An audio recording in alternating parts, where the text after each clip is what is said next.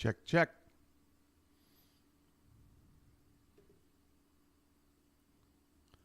Okay. We are on the air. Greetings, everyone, and welcome to live coverage of Orioles baseball, where tonight the Baltimore Orioles will begin the first of a 3-game series against the Milwaukee Brewers. Good evening, everybody. Glad to have you. This is Steve, a.k.a. the Bird Watcher, a.k.a. BW, a.k.a. B-Dubs, whatever you want to call me. Happy you found my channel. This is the Orioles Bird Watcher channel, your global internet home for live Orioles baseball coverage. Glad to have you. Glad you found the channel. It's brand new. Just started it for the 2024 season. And looking forward to tonight's matchup, game number 13 for your Baltimore Orioles, coming in with an 8-4 record, coming off a road trip where they went 4-2 after dropping 2 of 3 in Pittsburgh. They went and swept the Red Sox at Fenway, and now return home tonight for a 6-game homestand, beginning with the Brewers. Right, so I'll go over the channel and sort of how to watch the game along with me here in a minute. But first, I want to get through the starting lineups and starting pitchers, get everybody up to speed. So please indulge me while I get set up for this game tonight.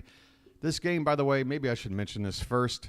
This is one of the reasons why, I'll go ahead and put this out of order and address the reason why I started this channel. First of all, I just made a commitment in the off season. I want to watch every Orioles game, and I want to document it. You know, if for no other reason, if this channel doesn't grow, if it doesn't become a success, I have something to look back at for the rest of my life, because I just have a hunch that this is the season. This is the year for the Orioles, and I want to document it. I also want to create a community for Oriole fans like me that don't live in the Baltimore area, or maybe don't even live in the country. That's my situation.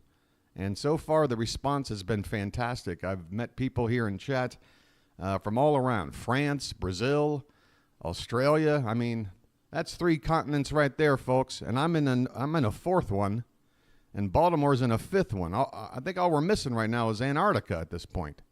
So it's been a great. But yeah, tonight's game is going to be on Apple TV.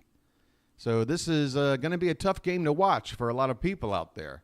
If you don't have Apple TV, you might not have a way to watch the game. Well, hang out with your boy, the Bird Watcher. He's going to help you call the game and give you all the information you need to follow along. We have chat here. You can interact. You can hang out, be quiet, or you can make your voice known here in chat. We've got a lovely group of charming people here representing Charm City well. Let me go ahead and quickly shout out those that are already here. Giants fan, RC, Base, Card, Farhan, Dr. Afro, and let's see, Pool. No, Pool's not here. That's a friend that I usually see, but I thought I saw his avatar. Rob, Pure Adrenaline Sports, thanks for being in here. Sean Whipple, the Whip, is in here tonight again, folks, along with Card to help, what do you call it, moderate? Is that it? They're moderators. They're the moderators with their pocket calculators. Sorry, I'm a big Kraftwerk fan. We have people here. Everybody's friendly. Oh, boy, do we have a... Uh-oh. I don't like to see this yellow band here. This is not good. Your boy, the Bird Watcher, is a little worried about lag. I did see somebody in chat say something that the sound is okay. Okay, well, your boy might be a little bit behind. Again, that's usually the case. Chat will unfortunately be typing things in, and I won't be able to see them probably 10, 15 seconds after you type. Yeah, perhaps a big crowd tonight because of the Apple TV game. So let's go ahead and quickly... In fact, because it's an Apple TV game, I'm hoping this isn't going to be an issue for my access. I'm going to try to bring up the game now and then go over the lineups and starting pitchers real quick. Let's see here. So, folks, while I'm looking this up, again, if you're following along while watching the game, if you do have the ability to watch the game and you just prefer to turn the sound down and listen to me, the best thing to do is to have the remote in your hand and hit pause as soon as an out is recorded, because the game you're watching is going to be ahead of me. There's no way it can be behind. So as soon as an out is made, pause the game and then allow me to announce that out. Then unpause the game, and then you'll be synced up, okay? All right.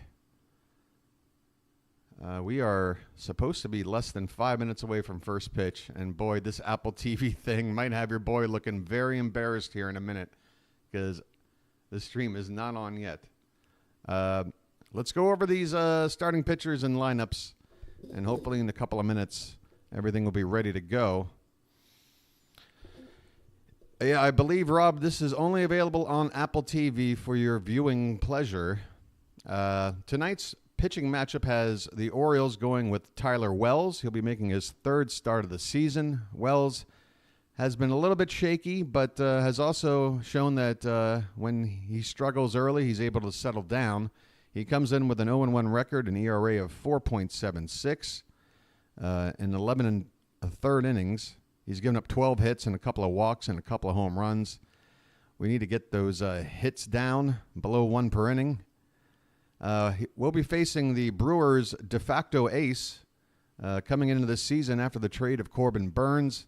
Freddy Peralta takes over the helm as the top of the Brewers' rotation, and Peralta off to a decent start himself. Actually, a very good start. A 1-0 record, an ERA of 3.09, but much better than that ERA would indicate. When you look at the walks and hits per innings pitched, just 0.60, 15 strikeouts in 11 and 2/3 innings, a couple of walks, and only 5 hits. So the Orioles are going to have to find another way to get at a starting pitcher. We seem to enjoy just waiting for a starting pitcher to exit the game and then start scoring. I don't know if that's going to be the recipe tonight, but let me, before we go over the lineups, give this a try once more. Your boy's feeling anxiety right now. I don't like anxiety. I'm not a big fan. You see, why are they showing me this? This is worrisome. This is worrisome. I was worried about this. I was like, is the Apple TV thing going to be a problem? Is it going to be a problem? It might be a problem. But if your boy can't get it the way he normally does, he's going to find a way. I'm a resourceful guy, and I'm also quite stubborn. I don't like giving up. Wow, we're supposed to be 1 minute away. Hey, Fitzy, you covering the game tonight too? If you've got a hint on how to watch the game, I'm hoping I'm going to be okay here in a minute. Oh, boy. Oh, boy. Your boy might have to start looking for something alternative here.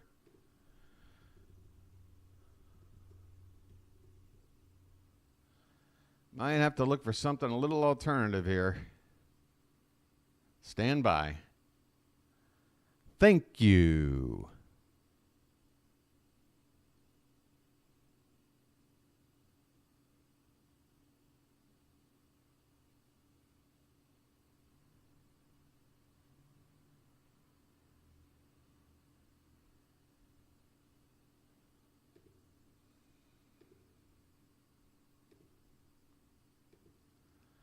Sorry for the lack of hold music. Just hum Orioles magic in your mind for a minute or two, please.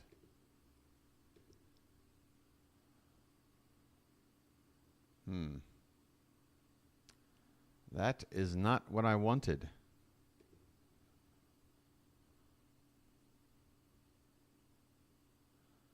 Wow, I'm going to miss first pitch. Am I going to miss first pitch? Oh, man. Oh, boy. Your boy's feeling embarrassed right now. 162 games. I want to call all of them, darn it. I am not giving up yet. I have not yet begun to fight. I have not yet begun to fight.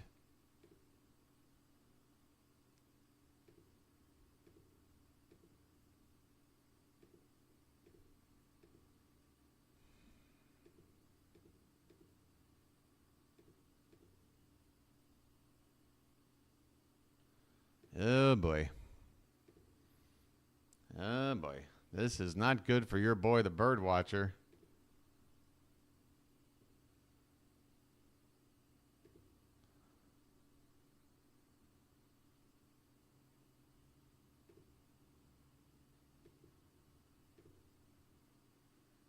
Hang in there, folks. Hang in there. I refuse to give up. Come on.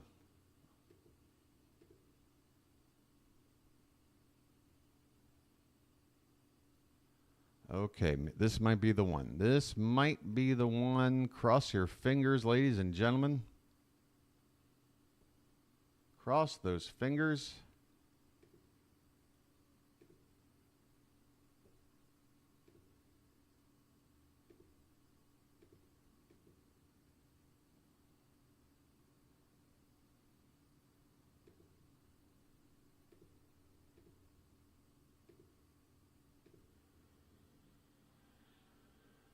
This says stay tuned. The event will begin shortly.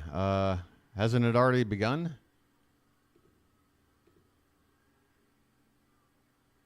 Oh, my goodness. Apple TV fun.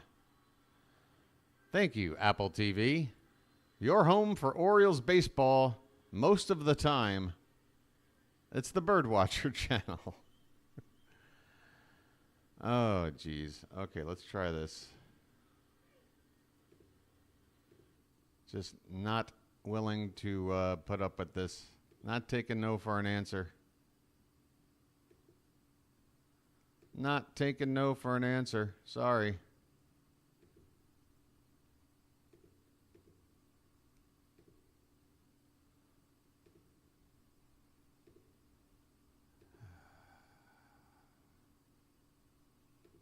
Wow. This is... folks. I need one of those please stand by technical difficulty things. That is really annoying. Come on.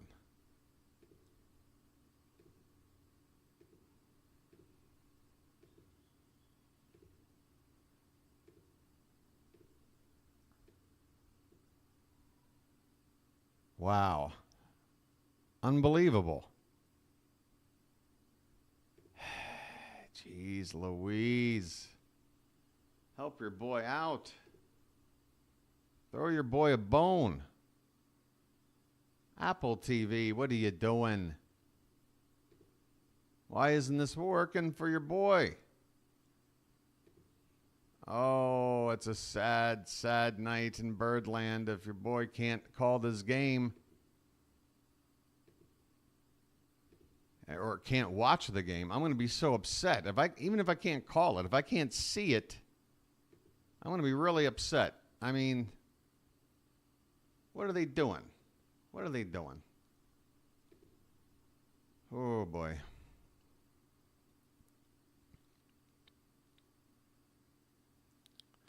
Oh, Vonnie's got a potential password. Thanks, Vonnie. But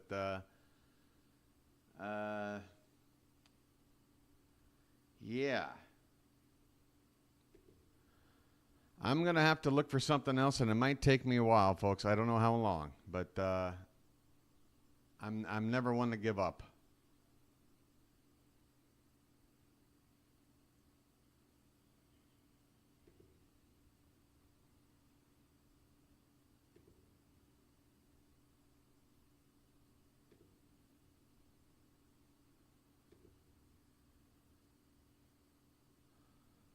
I am too stubborn to give up. I am sorry. Let me help you follow along with the game. That would have been good on me. I apologize. There's 2 outs in the top of the first, thankfully. with nobody on base. So Jackson Chourio and William Contreras have both been retired. Christian Yelich at the plate, ball one on him. So I'm basically just telling you what's happening on the same animation screen you're looking at. While this is, there's potential here. There is potential here. There's potential here. This could be the one. All I need is a miracle.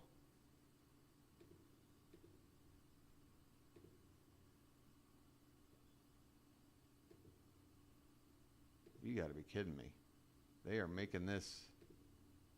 This could be it, folks. This could be it. Come on. Help your boy out. Help your boy out.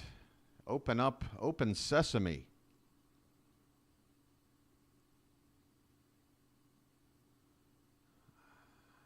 Oh, man. You got to be kidding me, man. Come on.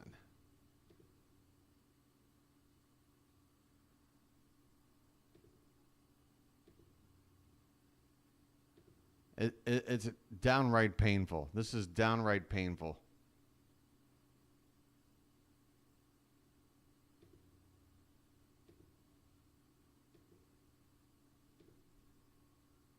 The magic of Apple TV, ladies and gentlemen. The magic of Apple TV.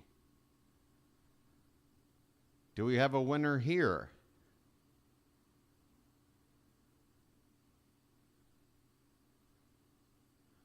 Apple TV has a global stranglehold on this ball game. Unbelievable. Yelich is on first base with 2 down. Willie Adames has a 3-0 count.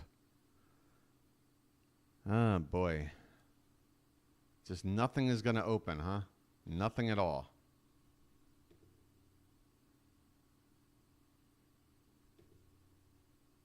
This is really, really disappointing. I think I've made that known already. I just don't know how to fill dead air. I'm trying to fill dead air a little bit. But I don't have much to say because I'm having a panic attack. I'm having a panic attack. I don't know if that's good entertainment or not, but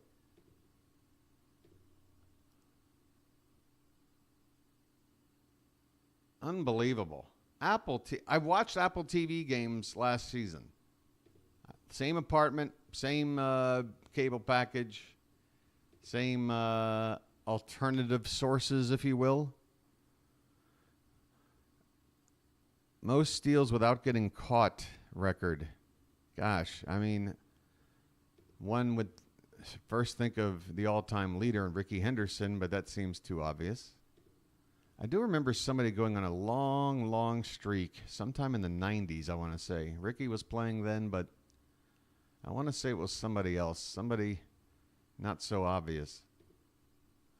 Meanwhile, back at Birdland, wow. Wow. I mean, come on. I am scraping the internet barrel here.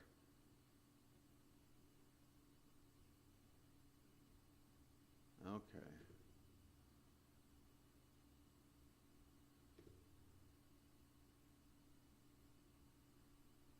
No, that won't do it.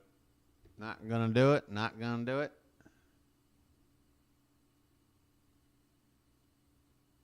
Okay, let's try this one.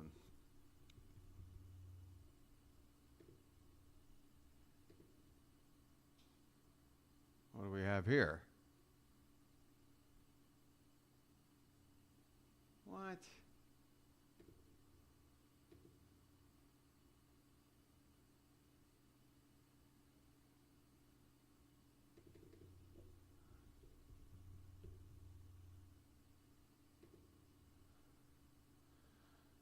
Have I already tried this one? I don't even know.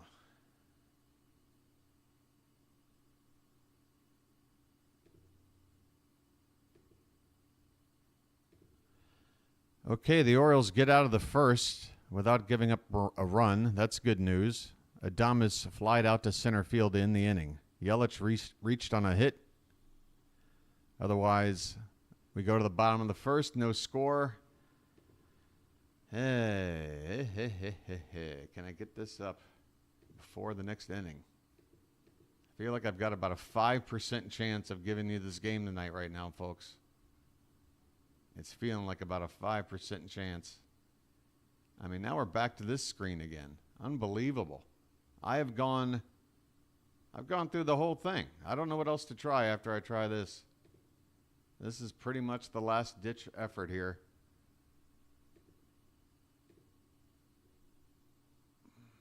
Oh my God, are you kidding me? It's gonna, oh my, I think I've got it. I think I finally got it. You gotta be kidding me. You gotta be kidding me. Folks, the top of the first doesn't exist, but guess what? I think your boy is back up and running. This is the original site that I went to. For some reason, even 5 minutes after the hour when the first pitch was supposed to be made, no availability. And now what? Now my screen is freezing. So I'm still not convinced. I am still not convinced.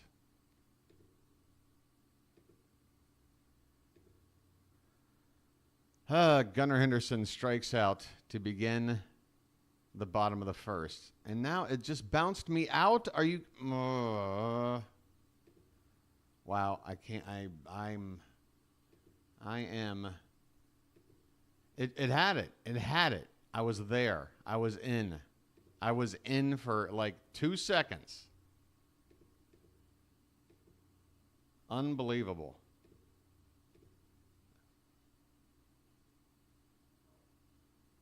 This feels like a prank. This feels like a planned prank.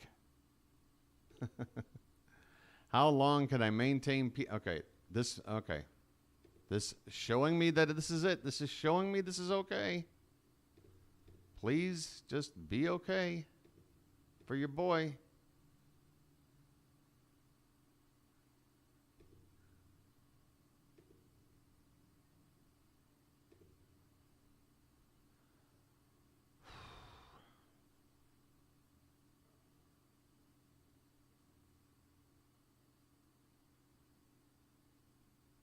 Hey there, Mabel. You have to remind me again what your real name is. Well, not real, like full name, but I think you're another M, like a Matt. When it's Colton Cowser. You got to be kidding me. It just... oh, boy. Wow. It's just not working out for me, folks. It's just not working out for me right now. I'm not sure what to do. I have no problem sitting here for the next 2 hours trying to get this game up. But I don't know how that's going to play for, I'm still a brand new channel. There's still more people showing up that have never seen my channel before than there are that understand that maybe this is worth giving a free pass and saying, all right, I'll be back for the next game. Steve, don't worry about it. I want to deliver the goods.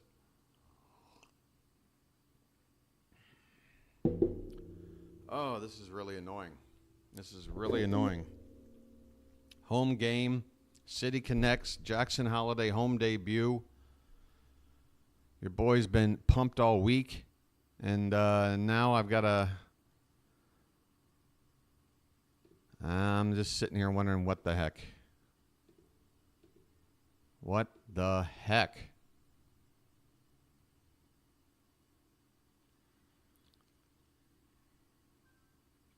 Yeah, this isn't even the stream, is it? It's just an ad. It's just a repeating ad, isn't it?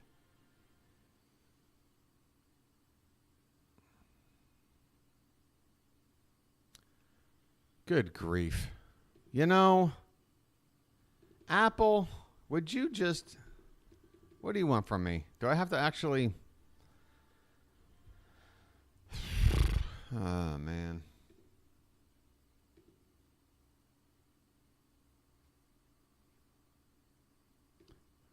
See, over here in this part of the world, Apple TV's big for soccer. They do soccer coverage. Oh, boy, folks. Yeah, Baltimore, get up. I did that last year, and I'm wondering maybe if I make a dummy account, I could do it again. But I'd have to do it all like on the fly, and I just don't know if I can go through all that right now. I should have just as a backup done it beforehand. But again, I was able to get Apple TV after that free trial on another broadcast. There are advantages to living abroad. That's about all I can say. Jeez. Apple, Apple, Apple. Why do you do this? One inning through the books. We had Cowser reach with another hit. Are you kidding me? Cowser had another hit. Good Lord. Gunnar, Santander, and O'Hearn retired. Cowser with the hit. One hit apiece going to the second, and I haven't seen one pitch, and your boy is getting more and more upset with each passing minute. At some point, he just has to say, my apologies. But again, I can't. I can't stop. I can't stop trying. If there's one thing this Orioles team has taught me, it's that you don't give up. You don't give up the fight. And I ain't giving up. Somewhere, this game is on.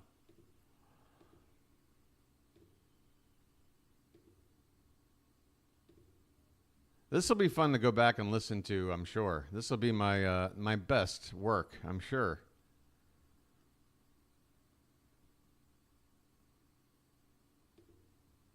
Oh, my God. I got a feeling Fitzy's happy to know that I'm over here with my pants down. And he's over there calling the game himself. Well, if I can't get the game up, I guess I'm going to send people over to his stream. Because that's the best thing I can do is help out another channel if they can cover the game and I can't.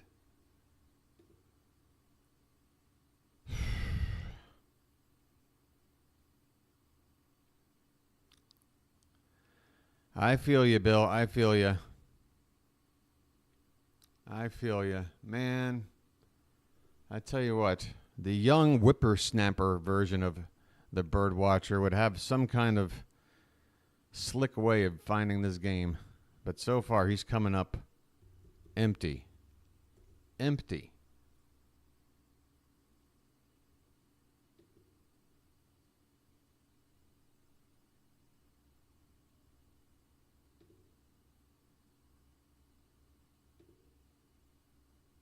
What is this?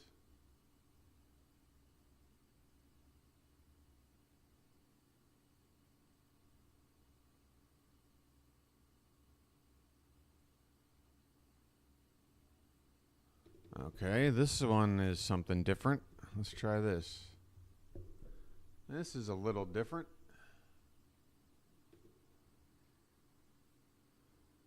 Okay. One more avenue. I got a feeling they're going to redirect me right to where I was. But I'll give it a shot.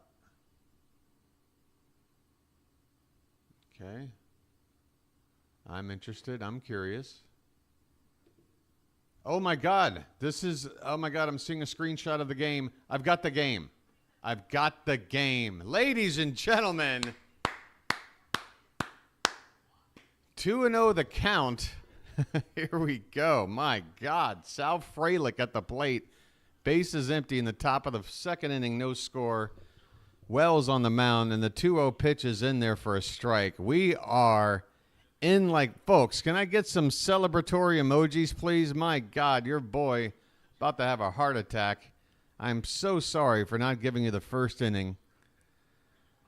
Popped up on the infield. Third baseman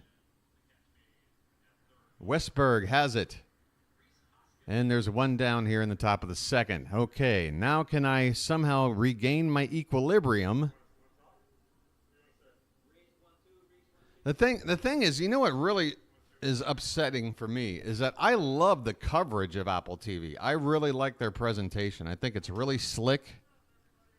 I love the sort of cinematic approach that they take to the broadcast.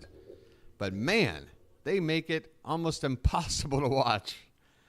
Here's a swing and a foul ball off by Rhys Hoskins. Rhys Hoskins, the free agent signing first baseman in the winter by the Brewers. Hitting .212 at the moment, 2 home runs, 6 RBI. Signed a 2-year deal over the winter. The pitch is well off the plate and bounces to the backstop. 1-1 on Hoskins. Folks, I can actually take a sip of my coffee. I swear to God, I don't think I took a real breath for about 15 straight minutes. Maybe 20? God, okay, here we are. All right, this one's way up and way outside. 2-1 on Hoskins. The Brewers in their road grays. The blue and yellow color combo. And the Orioles in their City Connect jerseys. The All Blacks, as I like to call it. They remind me of the New Zealand rugby All Blacks. That's why I like it. They also remind me of like the bank robbers from the old Keystone Cops movies. There's something very like old school, down and dirty about these City Connect jerseys that I like. I like them. I know a lot of people don't, but I do. This one's off the plate. Full count on Hoskins. 1 away here in the top of the second. Base is empty. No score. I'd say we're just getting underway. I'm just getting underway. This one's hit hard into left center. That one is going to get down and go all the way to the wall. Bouncing off the bullpen area, and it'll be a easy double there for Rhys Hoskins, a 1-out double. And the Brewers, the first to have a runner in scoring position tonight.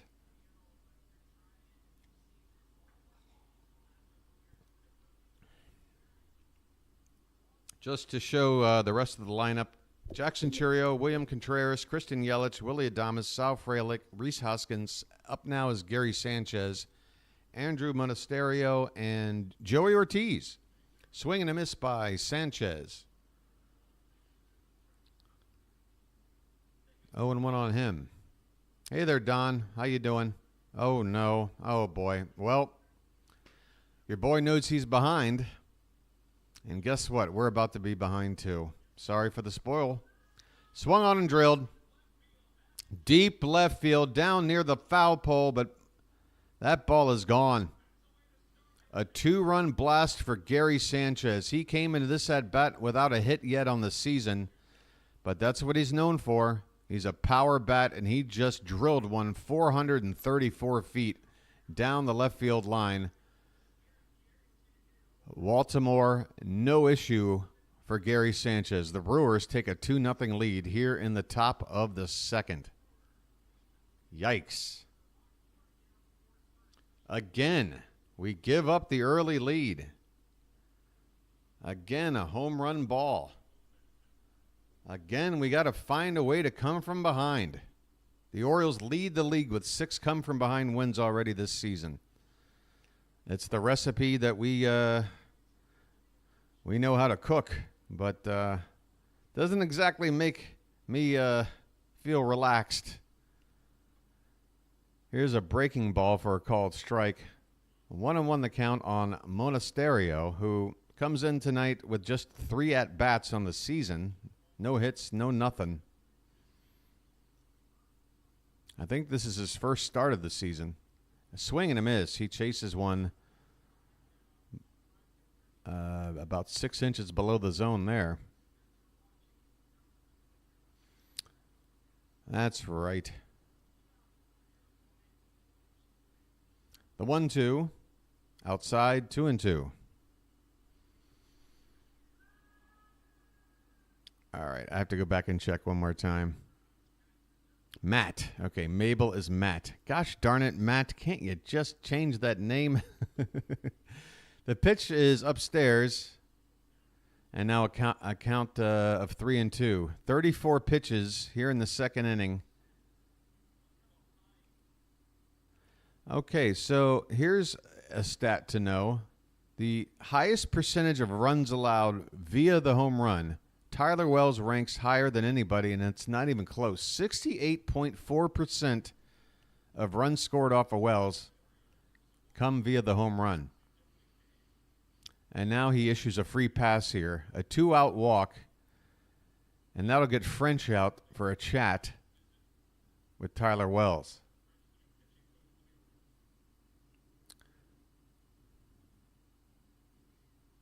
How you doing, chat? Man, I hope that doesn't happen again for the next Apple TV game. I hope we don't have another Apple TV game. Oh, is that bringing up Joey Ortiz now? Hey, folks. It is former Oriole, part of the Corbin Burnes trade package, Joey Ortiz. Ortiz hitting 300 in the early going.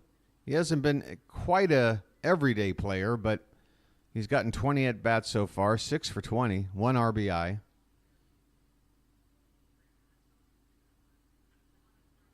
And he will come up with 1 out, a runner at first, and the Brewers already with 2 runs in here in the top of the second. Orioles could do for a double play ball here. First a check on the runner, and Wells with a ineffective throw over there as that ball is up and away from the runner.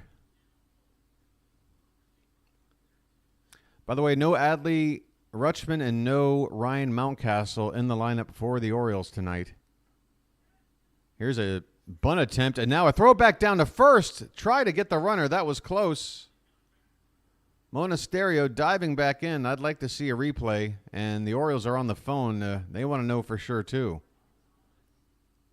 Freddy Gonzalez on the phone. McCann with a snap throw. The glove was right there.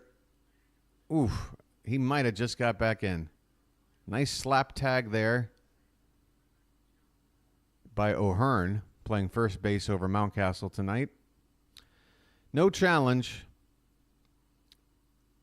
0-1, and the pitch is off the plate. 1 ball and 1 strike to Joey Ortiz. Joey, nice to see you, but buddy, we need you to not do anything here or likely for the rest of the game. If we get up by 8 runs, you can come on up and get yourself a meaningless double. I'll give you that. This one's upstairs. 2 balls and 1 strike. 38 pitches so far for Wells. Only 1 out in the second. Boy, this is not looking good so far. The Brewers coming in, by the way, with a record of 8-3. The Orioles a record of 8-4. So 2 of the better teams in baseball.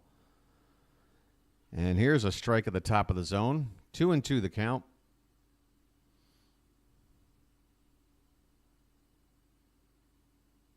We got him right where we want him, right, Matt?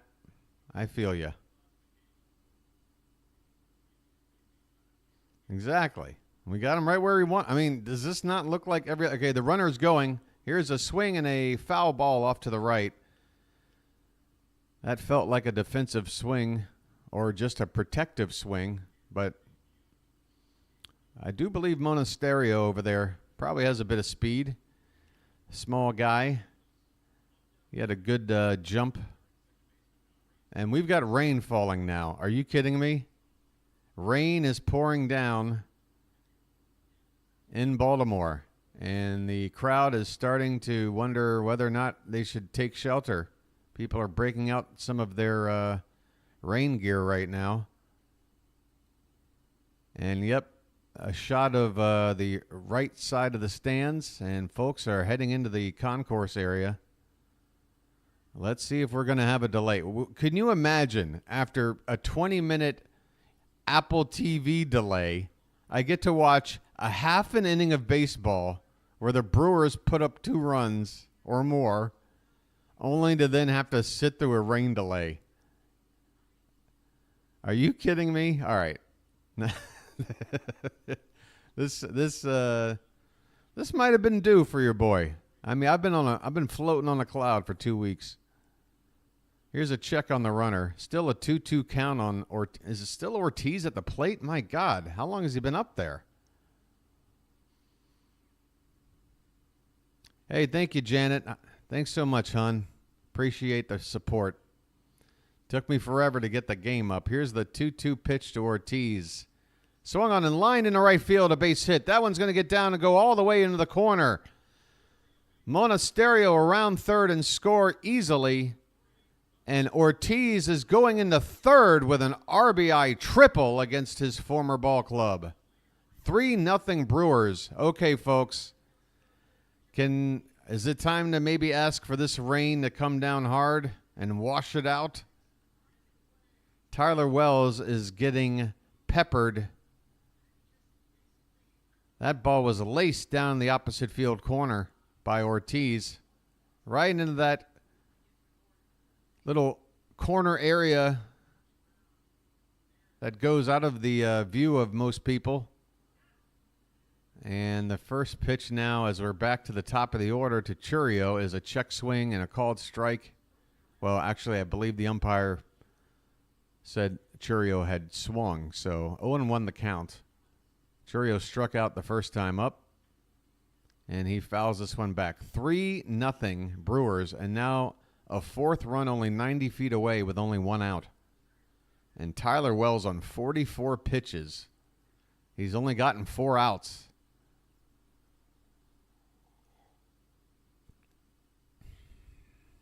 A pitch. Outside, maybe even a little low. 1-2. My goodness, what does your boy need to do to shake things up? This is swing and a miss. All right, Chourio chases. Wells gets a strikeout. 2 down in the second, and that's a big one because it holds the runner at third for now. I know things are looking bleak, folks, but that strikeout, we might look back on that and go, man, that was big. If we can get out of this inning with this game at 3-0, it's still within reach. Although I haven't really seen Peralta yet to get a gauge on just how sharp he's going to look tonight. William Contreras at the plate. First pitch is off the plate, ball 1. 30 pitches in the inning for Wells. Here's 31. Swinging a high fly ball to left. That's going to stay up a long time and give Hayes enough time to camp under it and make the catch. The Orioles finally get out of the inning, but the Brewers put up a big 3-spot, a 2-run bomb by Gary Sanchez, and then an RBI triple from Joey Ortiz. We'll go to the bottom of the second. Brewers 3, Orioles nothing. Oh, God. What? What?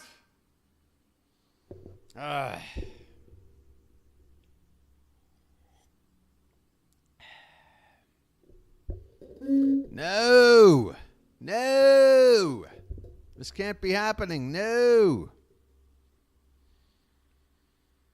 All right, folks. Here's what I want you to look at. Stare at this stat right here and hold on hope. Just keep looking at that stat.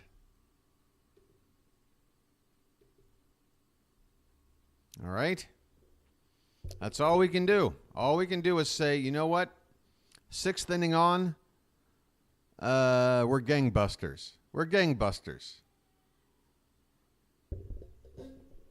But we gotta have a start from Wells, same like before, same like Kramer, same like we've seen this too many times. Grayson has given up an early run or two before. This happens. 3 is tough. 1 or 2 doesn't feel bad. 3 kind of hurts. But it's okay. We're gonna do it. Oh, by the way, folks, tonight, I think in terms of subscriber goal, well, one goal is certainly going to be achieved tonight, despite my terrible presentation to begin things. I do believe tonight will mark the night that this channel surpasses my other channel and subscribers. My other channel, I've been running 5 days a week, a 2-hour stream for about a year and a half. So we're talking about 2 weeks plus 1 game versus a year and a half of content. And, yeah, that's how quickly things are moving with this channel. Things have been great in that regard. Corbin Burnes is mic'd up with the Apple TV crew. Can't really overhear what they're talking about, but we've got Mullins up at the plate, and he offers a bunt and misses 0-1 on Cedric Mullins. He'll be followed by Jordan Westburg and Austin Hayes. This one's low, 1-1 the count.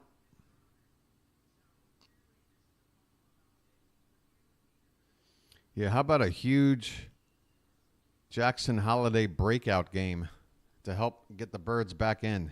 Whoop. What happened there? 1-2 the count on Mullins.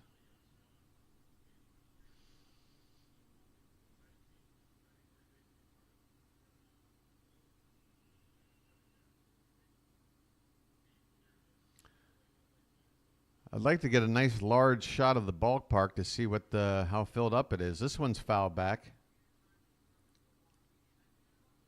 Mullins hanging in there, 1 ball and 2 strikes.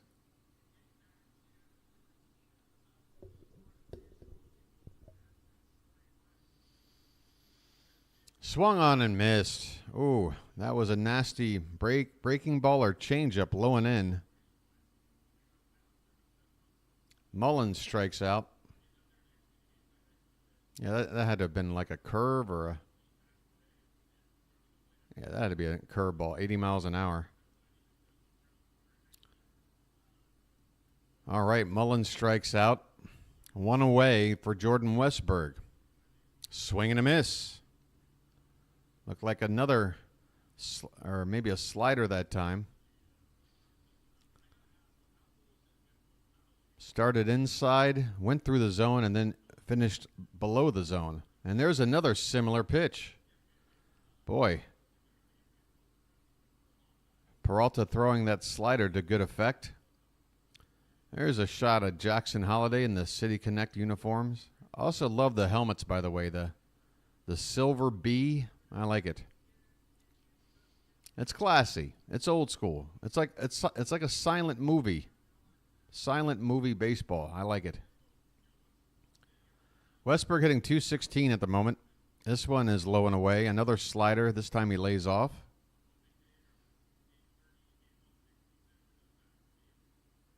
Bases empty, 1 down, bottom of the second. The Brewers ahead 3-0. This one's low and away. Westburg working the count back to a 2-2 count.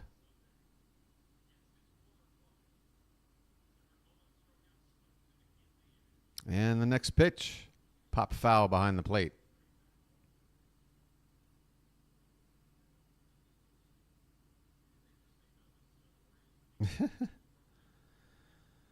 Oh, Don.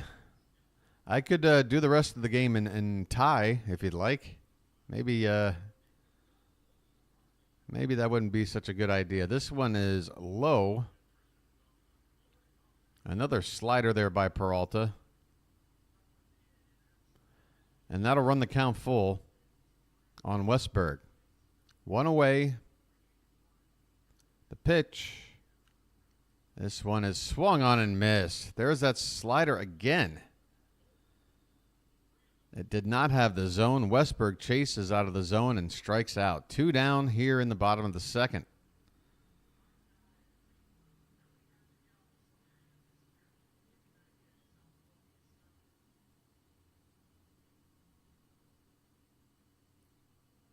And that will bring up Austin Hayes. Upstairs to Hayes, 96-mile-an-hour fastball. Hayes coming in with a very poor average. No need to even say it. It's just not good. The 1-0. Had the plate but was low. 2 balls and no strikes. Jackson Holliday is on deck. And the Holliday family shown just over his shoulder, sitting in the first row. This one's lifted to right field. Right fielder Chourio backing up a couple of steps, but he has it in front of the track.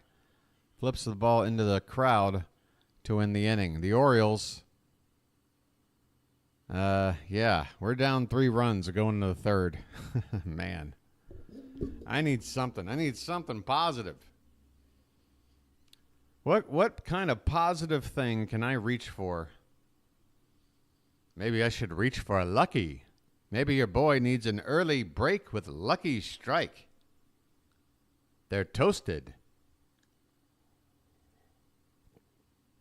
Well, I could sit here and just praise the breakout performance of Colton Cowser. I mean, come on, folks. He's the toast of the town, right? Let's think about the brilliant maturation before our very eyes of one Colton Cowser, the milkman, as Ben McDonald refers to him. And I suppose the milkman has to stick, because how can you prevent yourself from saying the milkman delivers when he delivers? There's plenty of other cow puns to use as well. There's a lot to use with Colton Cowser.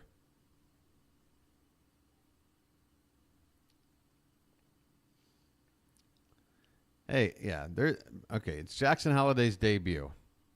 And when the Orioles come back to hit next, he'll lead things off in the bottom of the third. That's true. We come from behind. We do. I think it's the combination of the score plus my Apple TV experience. You know, I'm a bit of a perfectionist. You know, I don't like to put myself out there with a shoddy presentation. Not to say that I've got a lot of bells and whistles to this operation, but if there's 2 things I want, one is a well-working microphone that sounds good, sounds professional, makes my voice sound as good as possible. And the second thing is, let me have the game on uninterrupted so I can call every pitch. That's all I ask. Okay, stepping into the plate is Perkins. Blake Perkins hitting .400. 15 at-bats, 6 hits, including a home run and 4 RBI. So he's getting a start tonight, and he does a bunt attempt. Doesn't pull the bat back. Or if he did, it's a called strike at the top of the zone. Either way, it's 0-1. Let's see if Wells can get a clean inning here. This one's drilled back up the middle, but fortunately Henderson is playing near the bag at second, and he's there to make the play. My goodness. That ball looked ticketed for center field off the bat, but the reverse cut to the infield. Gunner right there at second base, perfectly positioned for that one. My goodness. Brandon Hyde is being interviewed right now, and your boy cannot stop. Okay, now I'm a little less distracted. Here's a big curveball swung on and fouled away.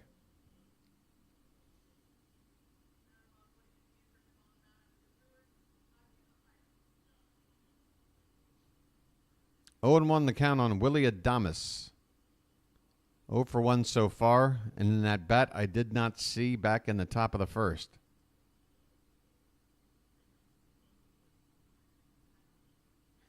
Oh yeah, folks, if you don't mind, if you're watching right now, I do, let's see, swing and a miss. That ball dipping below the zone. Nice movement on that pitch from Wells.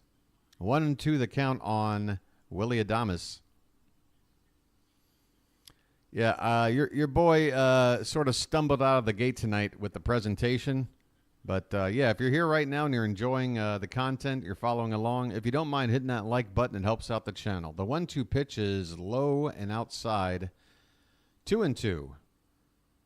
1 out, nobody on in the top of the third. Tyler Wells coming off an inning where he gave up 3 runs, trying to settle back down. The 2-2 pitch. That one's drilled. Left field. Backing up is Hayes, and he'll have to play it off Baltimore. That'll be a double, a stand-up double. My goodness. Wells getting hit a little hard right now. Adames absolutely crushes that double. And that might be a home run in at least a handful, maybe several ballparks. Sal Frelick at the plate, and he takes low and inside for ball one. 1 out, runner at second. Tyler Wells probably not going to be able to give us 5 innings tonight. He's on 56 pitches already. That's 57, and it's upstairs. 2-0 the count on Frelick. My goodness. Frelick hitting 282. He popped out his last time up. Pitch right in there for a strike. That had a little too much of the plate. That was right down Broadway.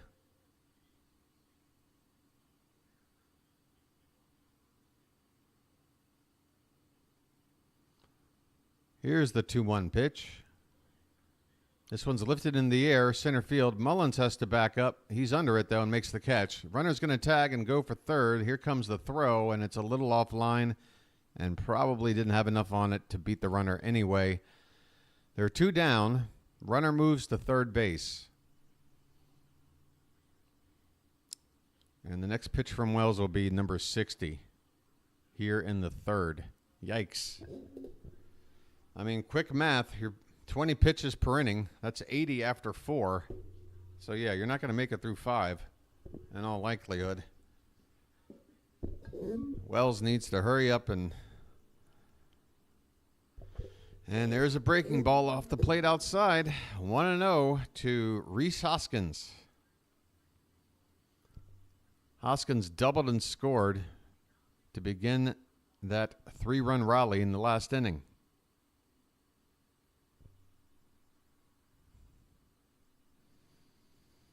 Next pitch. Gets the call on the outside edge. Might have been somewhat generous on that call. 1-1 the count. Tyler Wells needs all the help he can get right now.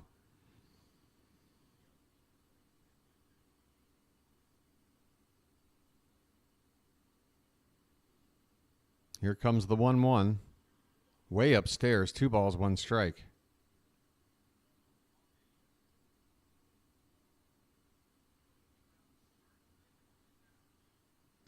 Brewers 3, Orioles nothing here in the top of the third. First game of a 3-game series at Camden Yards. The pitch. That one is lifted over the shortstop for a base hit. An RBI single for Hoskins. 4-0 Brewers. Hoskins just serving that one into left field. Didn't square it up. Just sort of willed it. That ball was on the outer half, and he was able to get around and pull it. So he wasn't able to get a whole lot of juice on that ball, but he did have enough power to serve it into left field. He's at first base with 2 down, and the first pitch to Sanchez is outside. Not even close. Ball 1. Okay, who's our long man? Who do we think about going to for a lot of innings? Who's our guy? I mean, who is our guy? I honestly don't know. Who is our number 1 eat innings if we got to guy? Here's a swing and a miss. 1-1 the count on Sanchez. He chases a curveball. I mean, is it Heasley? I mean, he's more of a mop-up guy. I don't want to say it's all said and done here at 4-0. Hey, Melanie, how you doing, hon? Maybe you can give me some good luck, because I need it right now. Your boy, the Bird Watcher, has been striking out left and right between his stream and this ball game. Your boy might have to make a second cup of coffee here. I'll tell you what.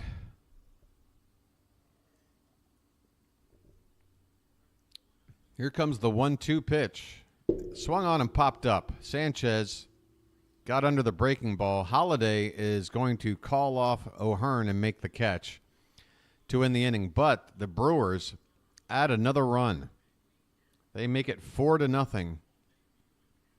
We're going to the bottom of the third. Jackson Holliday due to lead off his first at bat in front of Baltimore and the fans. And I just wish it was a situation where we weren't down 4-0, that he was able to have this moment. But Baumann came in for the second time in 3 games yesterday, right, Sean? I'm not sure Baumann can give us more than just an inning. I mean, I'm talking about somebody who can go out there and give us at least 2, maybe 3 innings. We should have a guy like that in the pen, you know? Like that would have been Julio Teheran if we kept him.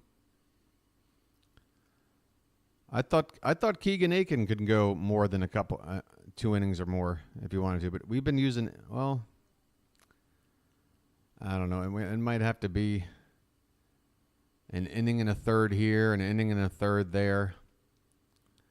I'm not sure.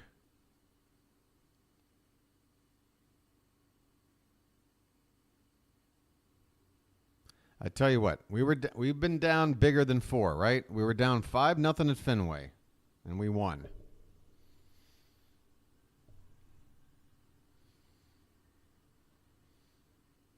Yeah, let me just put aside my frustrations and enjoy the moment that is about to occur, which is Jackson Holliday's first plate appearance as a Baltimore Oriole here at Camden Yards. Let's root for this kid to do something. I'm worried, though, because the first 8 batters in this lineup haven't exactly solved Freddy Peralta. Now we need to put it on Holliday to do it.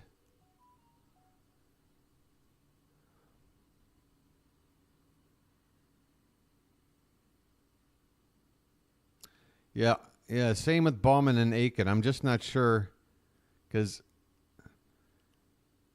we haven't really had a need to go to a long man. And so I guess the guys we have that can pitch 2-3 innings, we've been using them as one inning guys for the last, during the Red Sox series. Holliday's at the plate in a huge cheer there as he steps in. First pitch is, God, outside corner at the knees. I swear to God, everybody Holliday's faced, I know he hasn't looked comfortable, but man, he is getting some tough pitches and falling behind early in counts. And now he's behind again, 0-2 as he chases one upstairs. There's a shot of Cal taking a swig of something with the Maryland flag on it. 0-2 on Holliday. He lays off that one. Good eye there. 97 miles an hour on the fastball, just a couple inches off the outside edge. A lot of people standing at the ballpark. This one's in the dirt, and the count will even up at 2-2. I tell you what, even with that Baltimore City Connect jersey, which I feel ages everybody like 20 years with that old school look, Holliday still looks, maybe he looks 18 today. That one's in the dirt, and the count runs full. So after falling behind 0-2, Holliday will see a 3-2 pitch to lead it off here in the bottom of the third. Come on, Jackson.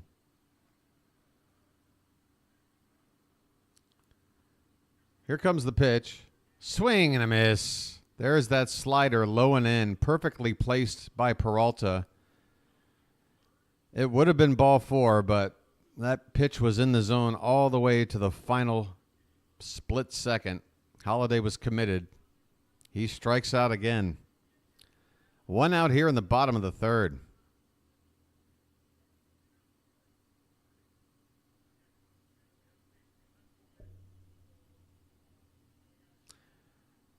And that'll bring up James McCann. McCann getting the start behind the plate tonight. Adley Rutschman getting a full night off No catching work and no DH spot for Adley. Full night off. Adley was the only guy at the plate last night in Boston that didn't really have a very good game at the plate.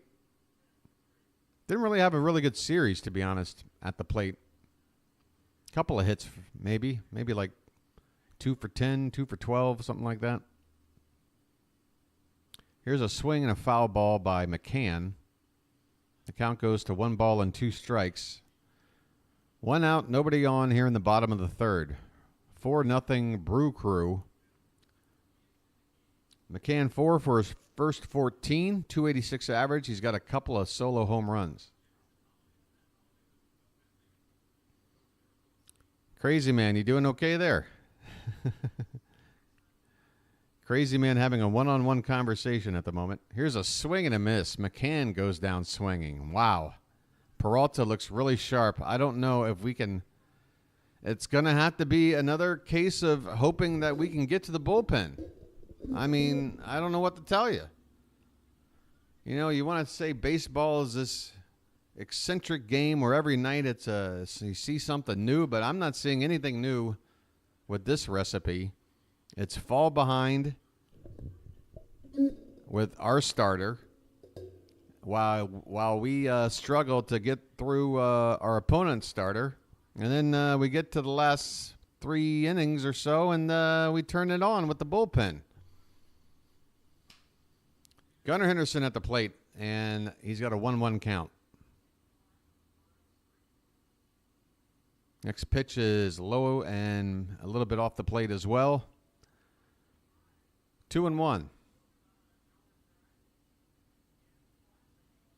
Since July of last season, Peralta #1 in the league in strikeout percentage. He strikes out 38.1% of batters. That one's hit hard, but caught right above the ground there by Hoskins at first. Wow. Henderson roped that one. It looked ticketed for extra bases down the right field line, but Hoskins snares it, and the inning is over. So Peralta looking sharp, and on one pitch that he actually gets hit hard, he gets bailed out by his defense. The Brewers in control right now through 3. We head to the 4th. Milwaukee 4, the Orioles nothing, and your boys taking an early break with Lucky. Reach for a Lucky. They're toasted. The bird watcher also needs to close the curtain back here. Getting a little hot with the sunlight. All right. I'll be back, folks. Hang in there. Lord knows I need to. All right. Stand by. And folks, be sure to hit the like button and think about subscribing as well. Look, I'll be the first to admit tonight's game, I'm not exactly thrilled with how things have started, but thanks to the 25 people helping out with that like, smash it up. Hit it hard. I mean, hit that like button super duper hard. Don't hurt your device. Do it just enough to where maybe that extra bit of force can help this Orioles team get back on track. All right, I'll be right back.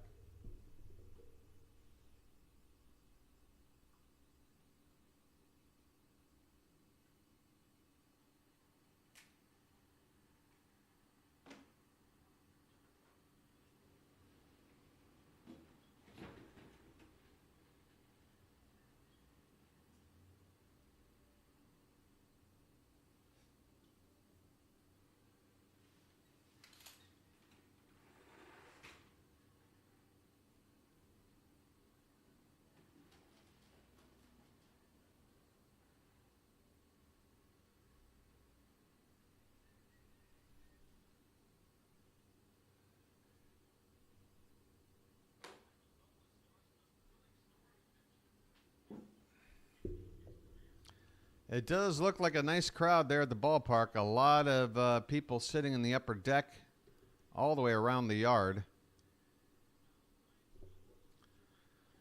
And here we go as Montessario will lead things off for the Brewers. He takes the first pitch called strike from Tyler Wells.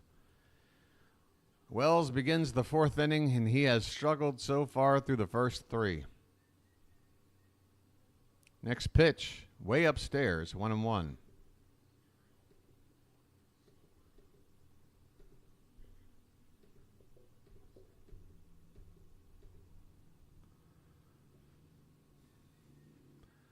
And the next pitch, a bunt attempt, but it goes foul. 1 ball and 2 strikes to Mooooo.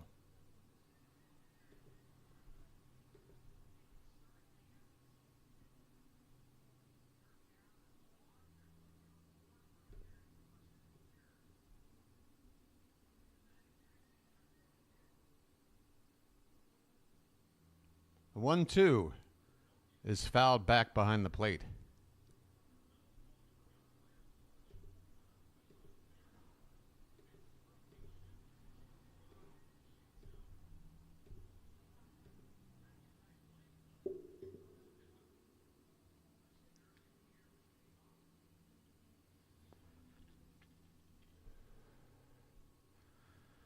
Here's one fouled back again.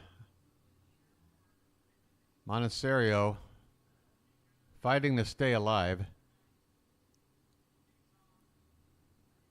and making Wells throw pitches.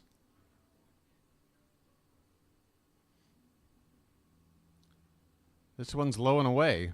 2 balls and 2 strikes to the leadoff man here in the top of the 4th.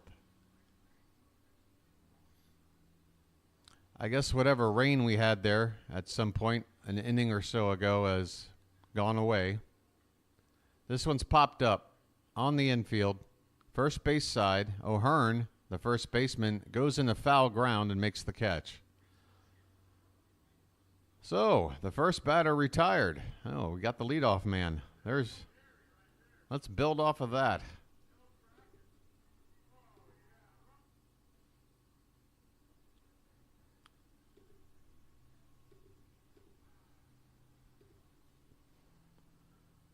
Okay, here's Joey Ortiz, who had that RBI triple his last time up. And the first pitch is a breaking ball well off the plate.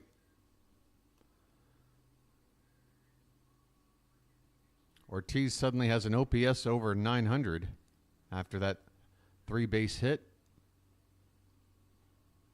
And there's a nice pitch by Wells. A changeup that started a little bit off the outside and tailed back over to catch the edge. That's probably his best pitch I've seen. Again, didn't see the first inning, so I can't say it's been his best pitch tonight. That one's fouled back. 1 ball and 2 strikes on Joey Ortiz.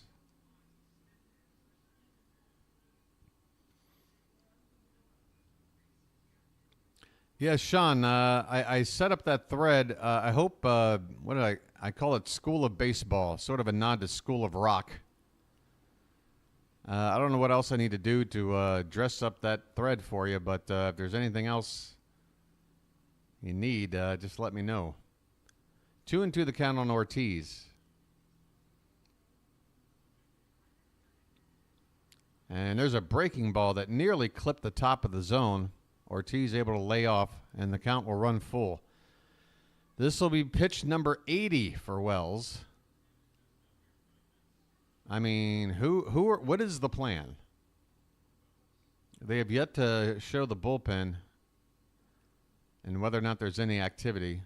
I suppose if there's one base runner in the inning here, we'll get somebody up. Swing and a miss. On a payoff pitch, Wells went upstairs and got Ortiz to chase out of the zone for the strikeout. 2 down here in the 4th.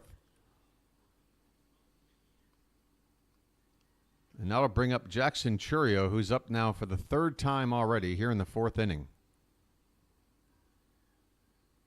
So their rookie's gotten 3 at-bats while ours has only had 1. First pitch is fouled back.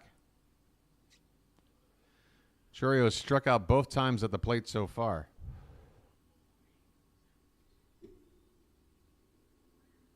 Next pitch is spiked in the dirt about 6 feet short of the plate.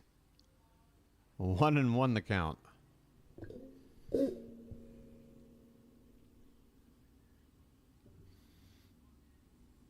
The 1-1 is outside.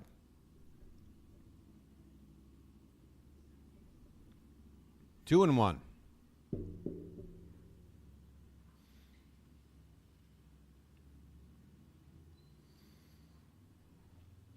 Yeah, Sean, I'm thinking that too. Either way. And this one is low. Ball 3. 3-1 on Chourio.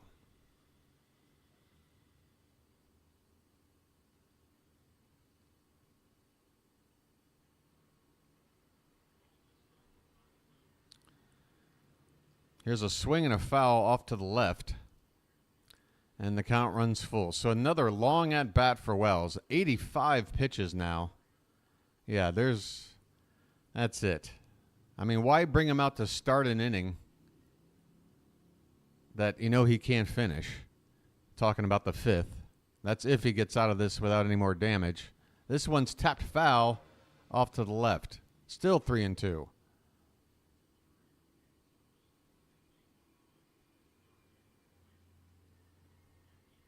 Is the right side of the chat off the screen?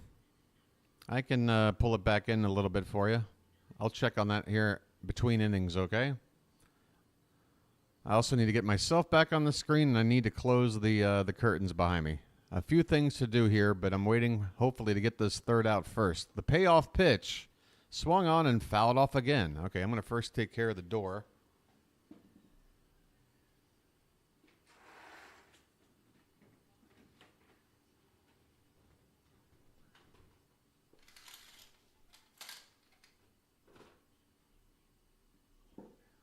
And the next one is tapped foul, maybe off of the foot of Chourio. Man, 88 pitches. Number 89 coming. Yeah, this is it. Forget it. Just go ahead and get somebody loose because somebody needs to come out to start the 5th inning. 2 down, bases empty, and a full count on Chourio. The pitch.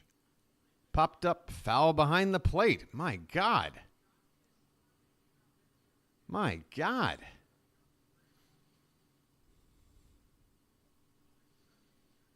Okay, finally a shot, and it is Heasley. Heasley was the first name that I thought of. I think Heasley has, even though he's pretty much the last guy in our bullpen, he's also a guy that can give us a couple of innings. Here's a ground ball to second, and that will end the 4th as Holliday will throw out Chourio. How about that? The two Jacksons linking up. Holliday throwing out Chourio to end the top of the 4th. We go to the bottom half. It's the Brewers 4, Orioles nothing. My goodness. What's going on, chat? Chat, your boy the Bird Watcher needs something positive. I tell you what, maybe he can check in on the old. Oh yeah, you wanted me to look at the screen. Yeah, it's off a little bit. Here, let me see if I can pull it back in for you just a bit. And is that it? Did that do it? Did that do it for you? Can you kind of see? Whoops. That might have been too much. All right. That should help out a little bit. That should help out a bit. Did I go too far, though, is the question. There's me again. Hi, everybody. Okay. That should work. Might be clipping off the last letter in chat, but I'm not going to risk any more than this, if you don't mind. Hey, folks, a couple more likes will get us to 30. I'd appreciate it. 700 people have checked in so far tonight. 60 are hanging out. Good to have you. Folks, I just sort of have to get my mojo back. I've lost my mojo. Apple TV took away my mojo. That's what happened. See, now I can't see the avatars. There we go. Okay, that's better. There we go. What was I going to look for? There was something I wanted to look up, and I've completely forgotten. Oh, yeah. Me. I forgot to look up me.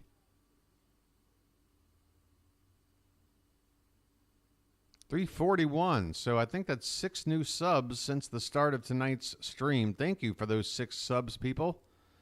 Again, considering the issues that I've faced so far tonight, I couldn't ask for more than that. That's great. Maybe we can get to 350. How about that? How about 350 for tonight? A small goal, but one I don't mind going for. Okay, here we go to the bottom of the 4th. Colton Cowser at the plate. Just who you want to see. And I missed the first couple of pitches. This one's low and inside. It's 2-1 on Cowser. My apologies.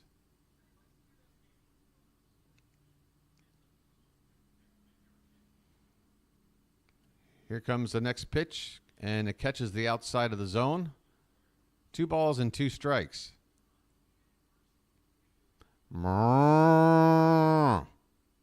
Haven't done that yet tonight. Come on, Cowser. We need a rally. If there's anybody right now hot enough to do something. Whoa! This one's drilled. Right field. This one's going to get up. This one's going to go. Bye-bye, birdie. Colton Cowser continues his red-hot form.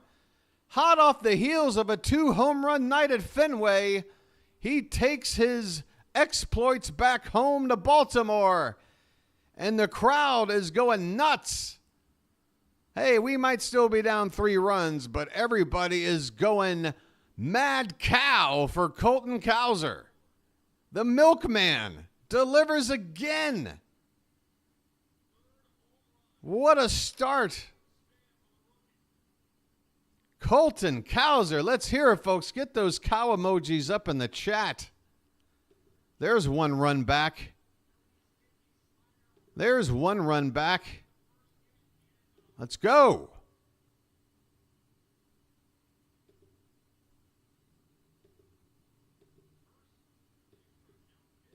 Here's Anthony Santander, and after 1 strike, he falls behind 0-2.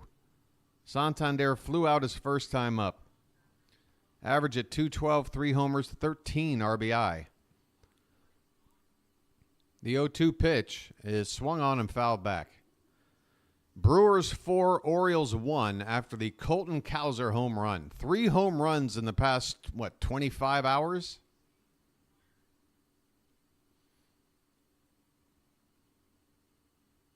The 0-2 to Santander is in the dirt.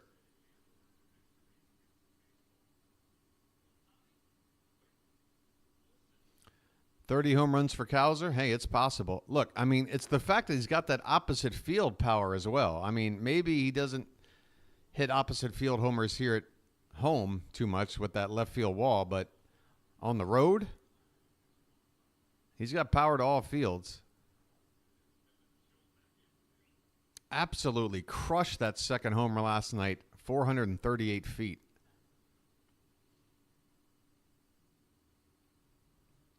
Here's the 1-2 to Santander, and he chases one upstairs.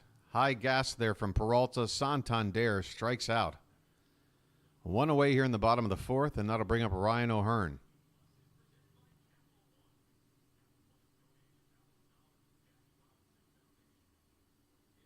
What's this, Sean? I got something about pitches and... So for bullpen availability, Cano threw 4 pitches yesterday. Yeah, Cano is definitely available, but I wouldn't want to look for him, at this stage of the game. I think we're going to have to settle for Heasley and just hope that he can, get some outs. This one's low and inside. O'Hearn with a 2-0 count now.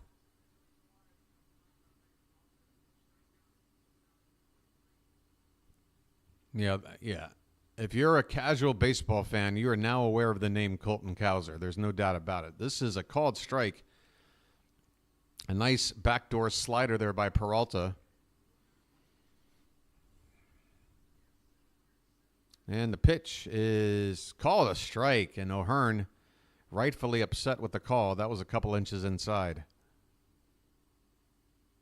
2-2 the count on O'Hearn. He's been off to a nice start himself. And this one's fouled back. Still 2 balls and 2 strikes. Brewers 4, Orioles 1 here in the bottom of the 4th. First of a 3-game series between 2 ball clubs playing really well right now. This one's outside, and the count will run full on Ryan O'Hearn.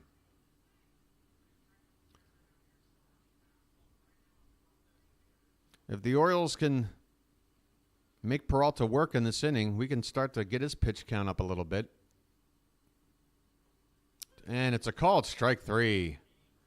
That one had the zone all the way. O'Hearn could only watch it go by. 2 down here in the bottom of the 4th.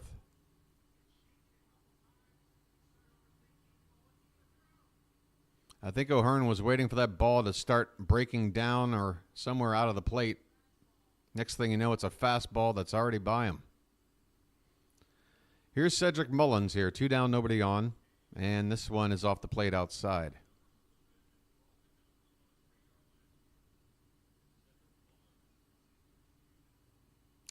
Ron Jeremy joining the chat.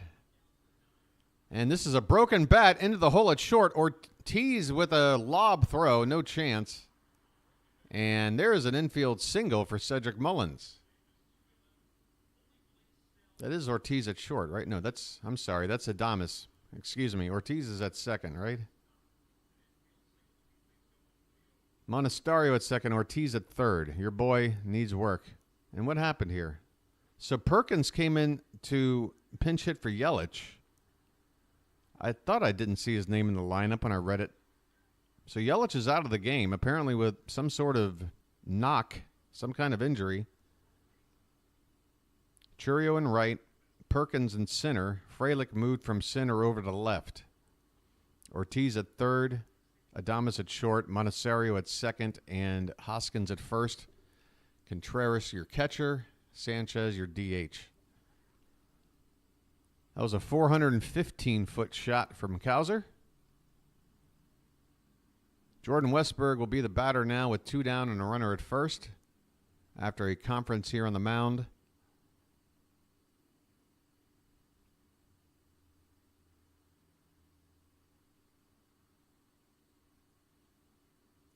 Yeah, Sean, I remember Ryan pointing that out too, that Cowser at every level has a slow start. And folks, look, Jackson Holliday might be another example. Jackson Holliday might have a 2024 much like Colton Cowser's 2023. This one's an inside-out swing that'll get down into right center field. Mullins will motor over to third base, a 2-out rally here. First and third now with 2 down. Come on, boys. Keep the line moving. Austin Hayes with a base hit. Folks, sound the klaxon. Austin Hayes has a... Oh, that's Westburg. I'm sorry. No, it couldn't have been Westburg. Or it couldn't have been Hayes. Of course it's Westburg. My God, your boy blew that call. I tell you what, I'll say this. It's a little bit more difficult to recognize players in these City Connect jerseys. They kind of look the same. They look a little bit similar. Austin Hayes now at the plate. And this one is low and away. And Jordan Westburg, by the way, steals second on that pitch. No throw, no nothing. So Westburg gets himself in the scoring position, and a base hit will make this a 1-run ball game. 1-0 the count on Austin Hayes. Come on, Hazy. My God, just serve it somewhere for a 2-run single. This one has the plate but low. Contreras tried to frame it, but it's 2-0 now. And your boy feels like now's the time to just, oh, wow, look at that. Boom, 3-4-6. Thanks so much. 5 subs in. Folks, when we're at a point like this, I don't want the scoreboard to get the jump on me. I don't want anything spoiled. 2-0 the count on Hayes, and that one's right in there for a called strike. 2-1. The Orioles with an opportunity here. If Hayes can just find a way to get a hit, it will erase so much negativity If he can get a 2-run hit here. The pitch. Swing and a miss. 2 balls and 2 strikes. 2 down. Runners at second and third. The Orioles already with a run in, courtesy of a Colton Cowser home run. This is the first inning Peralta has had any real trouble. And the 2-2. Check swing, and the home plate umpire says he went. Hayes can't believe it, and neither can I. You're not striking out looking on a check swing with this situation, Austin. Please tell me that didn't happen. Please tell me that did not just happen. You did not just sit there with a check swing called strike 3 for an out. Ah, God. Boy. We're going to the top of the 5th. The Orioles get a run on the board. It's the Brewers 4, the Orioles 1.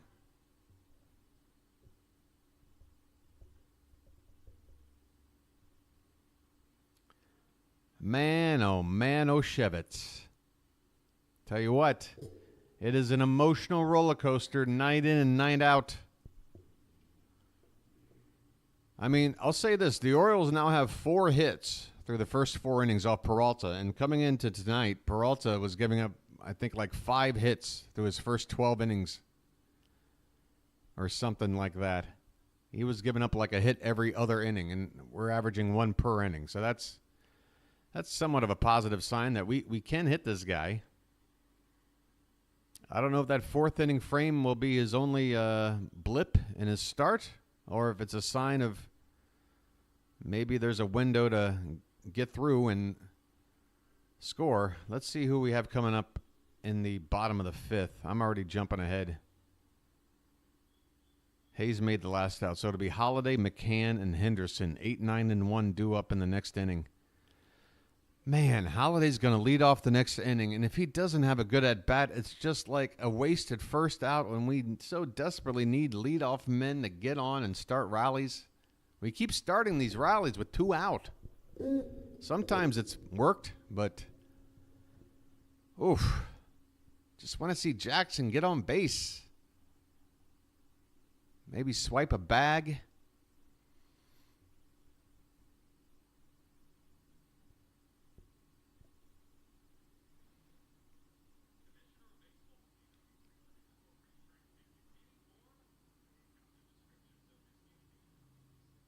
Some classic photos being thrown up on the screen here by Apple TV. Jim Palmer, Mike Flanagan, Steve Stone. Yeah, there are people even in the final upper deck section all the way out in left field. Like, there are people there. I mean, it's scattered, but the fact that there's anybody in that area means a good crowd tonight. So Heasley is indeed out on the mound now to replace Tyler Wells. 2 appearances so far, 2 1/3 innings. Has not given up a run, but does have an 0-1 record. Ouch. This one's low, 2-0. William Contreras at the plate. 0 for 2 so far, but hitting .348 at the moment. 2 homers, 11 RBI. He's been fantastic for the first 2 weeks. Swing and a miss. 2-1.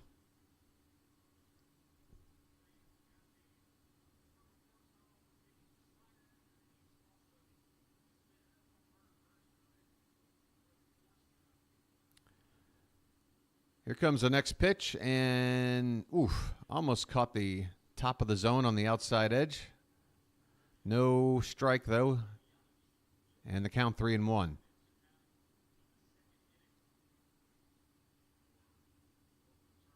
And the next pitch is off the plate. That's ball 4.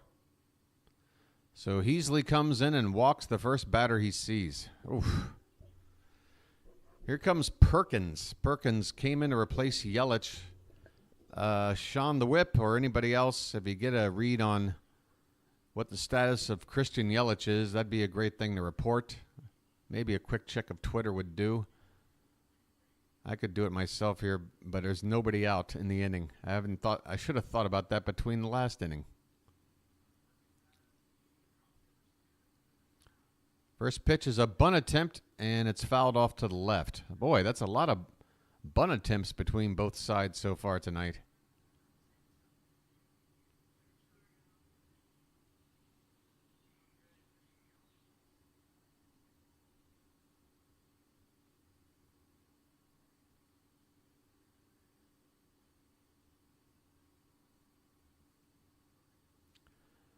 And here comes the 0-1, and it's lined up the middle for a base hit. A solid stroke right back up the middle. Hit too hard for Contreras to advance to third, so first and second now. Nobody out. Man, oh man. We might be in for a tough one tonight, folks. Keep your positivity up. But we've got to work our way out of some more trouble here. Ballman hit the dirt as that ball came right back up the middle.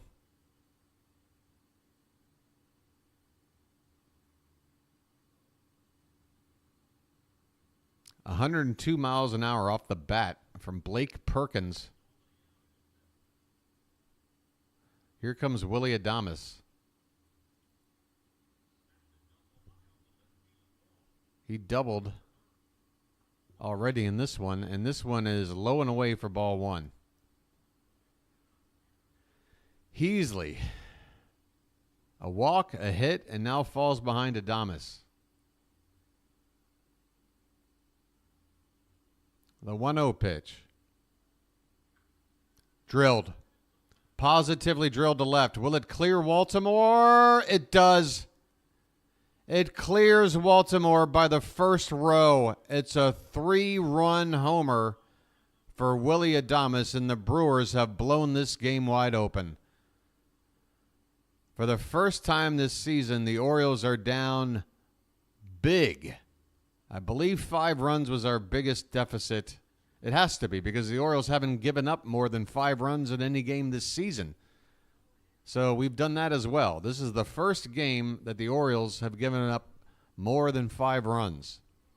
7 runs on the board. 7-1 Brew Crew. Heasley has come in and been absolutely ineffective. And your boy is, God. My goodness. Back discomfort for Christian Yelich. Thanks, Sean. Thanks for that report. Man.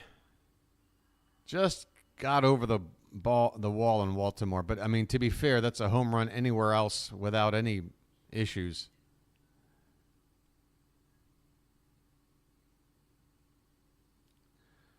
Sal Frelick is at the plate now. Base is empty. Still nobody out in the top of the 5th. First pitch is a strike, and the next one is a breaking ball. That one is right in there for strike 2. Vonnie. Is Vonnie giving up? Wait a minute, Vonnie. You gave up when we were down 5. So now you're saying your line is 6? 6 is where you draw the line? We've already proven we can handle 5. But now we're going with 6. All right, Vonnie. If we wind up coming back, Vonnie,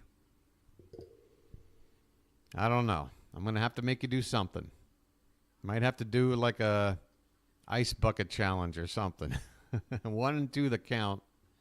Breaking ball is upstairs, 2-2.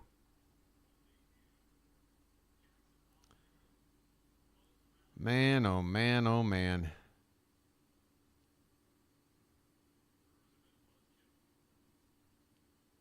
The 2-2 pitch. Hit on the ground. Back up the middle and finds the hole between Gunnar and Jackson for a base hit. My God. I mean, that ball was dribbling out of the infield, but it found a hole. Took about 6 little mini bounces on its way through. My goodness, the Brewers. Hitting the ball hard, and even when they hit the ball soft, they're finding holes. Runner at first. 3 runs in already. Swing and a miss here by Rhys Hoskins. A slider that broke off the plate.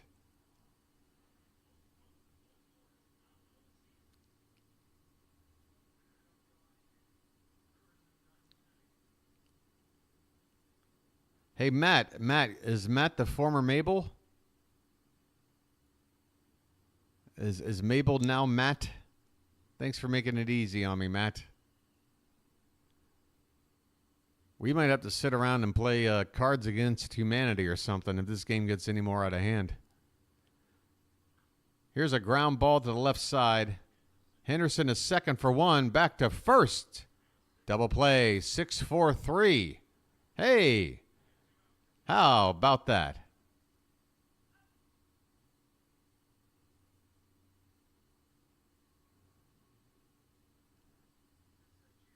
Taylor made Henderson to Holliday to O'Hearn. So bases back to being empty with 2 away. And the first pitch to Sanchez is a called strike at the bottom of the zone. That had to be a changeup, 82 miles an hour. Oh, that was a curve? Okay. Not too much break on it. And this one is fouled off. No balls and 2 strikes on Gary Sanchez, who's already got a home run tonight. The Brewers have pounded out 7 runs with 9 hits here through 4 innings and change.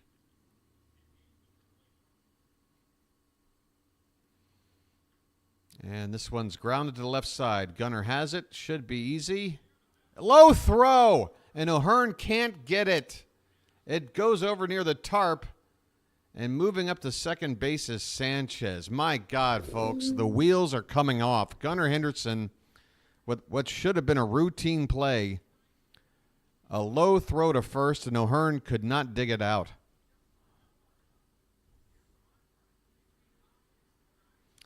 Gunnar even took an extra sort of hop before he threw the ball, and maybe that's sort of what took him out of his routine there. Yep, just bounced in front of O'Hearn.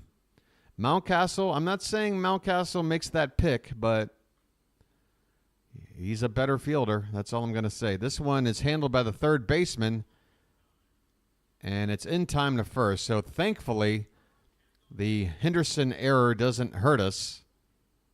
But we're still hurting. We give up another 3 spot. The second 3 spot the Brewers have put up tonight. We go to the bottom of the 5th. Halfway through this one, it's the Brewers 7 and the Orioles 1. Oh, boy.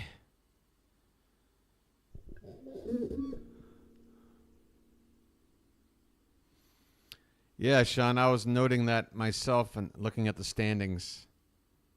You know what else I've noted?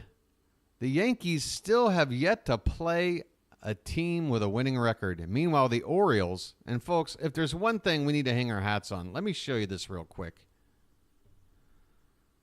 Where is it? Go to the standings in here. Where are the standings?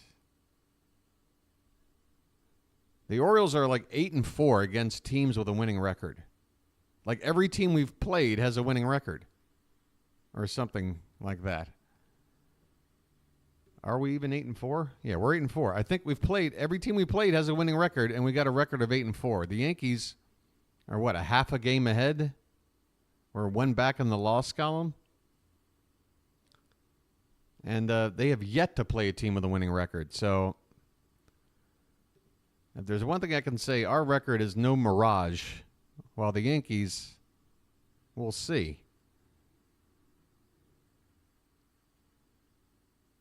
Jackson Holliday will lead it off in the bottom of the 5th. And my God, I just want to see something positive from Jackson Holliday. I mean, I'll tell you this, folks. It's a guarantee. Tomorrow, Dio Hall is on the mound. Whether Holliday had 2 hits tonight or not, he's not going to be in the lineup tomorrow. That's a guarantee. That's a birdwatcher guarantee. They will not put Holliday out there tomorrow against a left-hander. I'm sure they thought about that when they called him up. They said, okay, we got 3 righties in a row and then a lefty. He's going to sit against the lefty. They might have even thought about sitting him this game, but it's the first game in front of a home crowd. You have to start him. And then pretty much tomorrow, you have to sit him.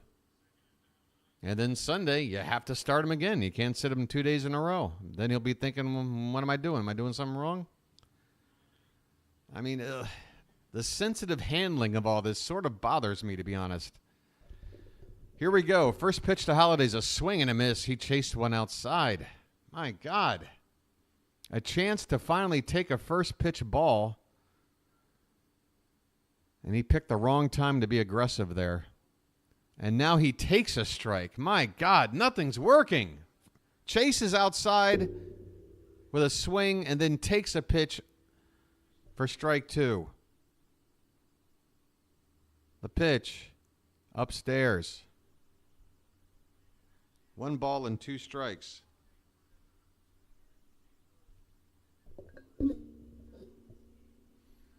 Holliday leading it off here in the bottom of the 5th. The Orioles are down 6 runs. The pitch chases one.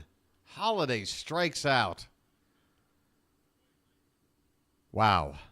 I mean, at this point, folks, man, I tell you what, we can't see a whole lot more of this, or else we're going to absolutely shatter this kid's confidence. McCann at the plate, and this one is served into right field. McCann with an inside-out swing gets it over the glove of the second baseman into right center for a 1-out single. Okay. We got to get runners on base somehow. Meanwhile, Matt Holliday is being interviewed by Apple TV right now. And you think Matt Holliday's in the mood right now to do this interview? Because I got a feeling he's not in the mood. Here comes Henderson now. First pitch to him is fouled back.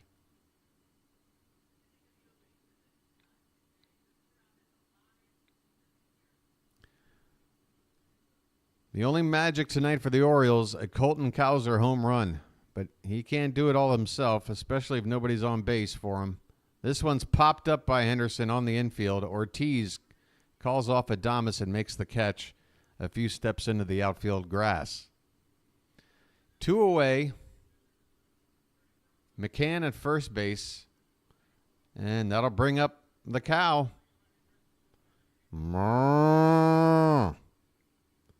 I mean, the most he can do here is a 2-run homer to make it a 4-run game. Then maybe we can get him up next time to hit a grand slam. I mean, do we have to make him do everything? This one's inside. Well inside to Cowser, 1-0. Peralta up to 78 pitches here in the 5th. Should have plenty in the tank for another inning. This one's at the bottom of the zone for a strike. 1-1. Cowser's average now at 500. 2 more extra base hits, a double and a homer. His OPS now at 1,000.577. Absolutely redonkulous. This one's upstairs. 2-1.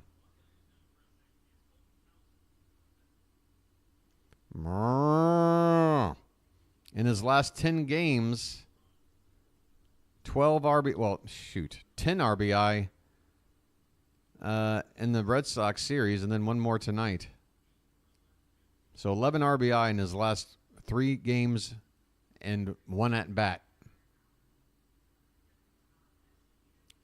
3-1 the count now.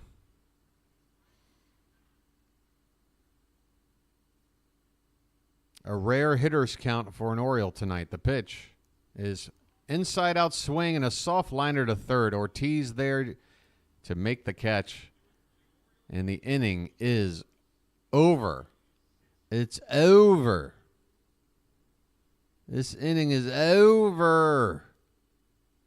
We go to the 6th. Brewers 7, Orioles 1. My goodness. Hey, but for some reason, 2 people thankfully subscribing to the channel. Again, folks, your boy had issues getting the Apple TV broadcast up, missed the first inning. There was no scoring in the first inning. Unfortunately, as soon as I got the game up, maybe I would have been better off not getting the game up. Maybe it'd still be 0-0 if I didn't find the game. Unbelievable. Unbelievable. I guess we should take a look at the out-of-town scores. The Tigers are up over the Twins 1-0 in the 4th. Pirates over the Phillies 3-1 in the 8th. Rays ahead of the Giants 2-1 in the 7th. Rockies up 7-2 over the Blue Jays in the 5th. A big 7-0 lead for the Angels over the Red Sox in the 6th. Boy, Boston, after getting swept at home by us, now behind 7-0 at home to the Angels. Braves up 2-0 over the Fish. They've also got the bases loaded. We have the Mets up 5-1 over the Royals, who are on a 7-game win streak at the moment. Reds up 6-1 on the White Sox. Texas and Houston, battle of the Lone Star, 1-1 tie there. Coming up later, we have the Cubs and Mariners, Cardinals, Diamondbacks, Nationals, A's. Boy, is that at Oakland? What kind of attendance do you expect in Oakland for Nationals A's? An interleague. Who's the Nationals player to draw people there? Wow. I got to take a look at that later. Also, Padres and Dodgers coming up, and Yankees were rained out with Cleveland, so I was waiting to see what the Yankees could do against a team with a winning record. Cleveland, same record as us, I believe, 8-4. I might be wrong, but they're top of the AL Central right now. And you're all caught up with the out-of-town scoreboard. Okay, top of the 6th we go, and for the 4th time already tonight, first, we have Joey Ortiz leading things off, and he takes a breaking ball for a called strike from Heasley, who's out there for his 2nd inning of work. Heasley came in and got touched up for a 3-run bomb in the last inning. This is a called strike.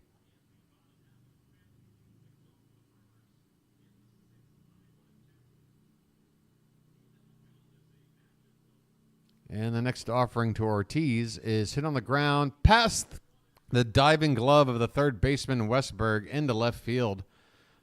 A leadoff single for Ortiz. Hit number 10 tonight for the Brewers. They're averaging 2 hits per inning, basically. 5 innings plus 1 batter. 10 hits. God, slow it down, boys. Come on. That was something else I did take note of looking at the stats last night before, your boy wakes up and doesn't have time to go over much except set up the stream before the game starts. First pitch is a ball here to Chourio. Up for the 4th time already tonight. But last night before he went to bed, he noticed. Why am I talking about myself in third person? I don't know. I noticed, this one is low, 2-0. That, what did I notice? I might have forgotten what I noticed. It'll come to me. The 2-0 pitch.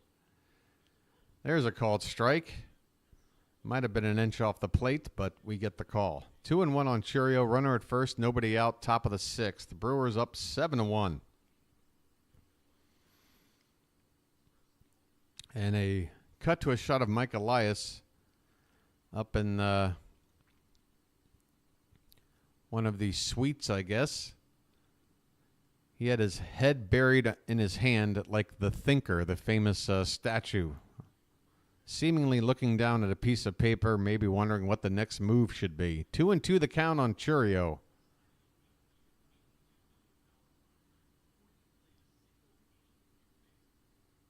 Ortiz at first. The pitch. Swing and a foul tip, and he strikes out. Down goes Chourio. 1 away.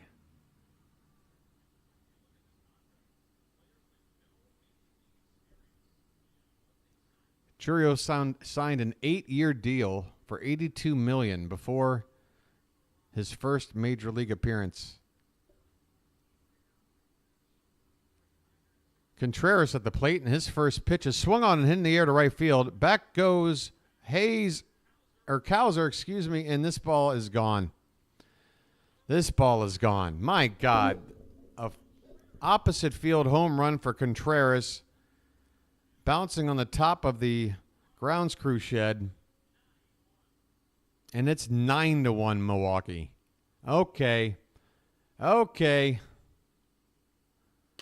don't know about Luckies anymore. Your boy might need to go to something a little better right now. Wow. We're going to have to take this one on the chin tonight, folks. We're going to have to take this one on the chin.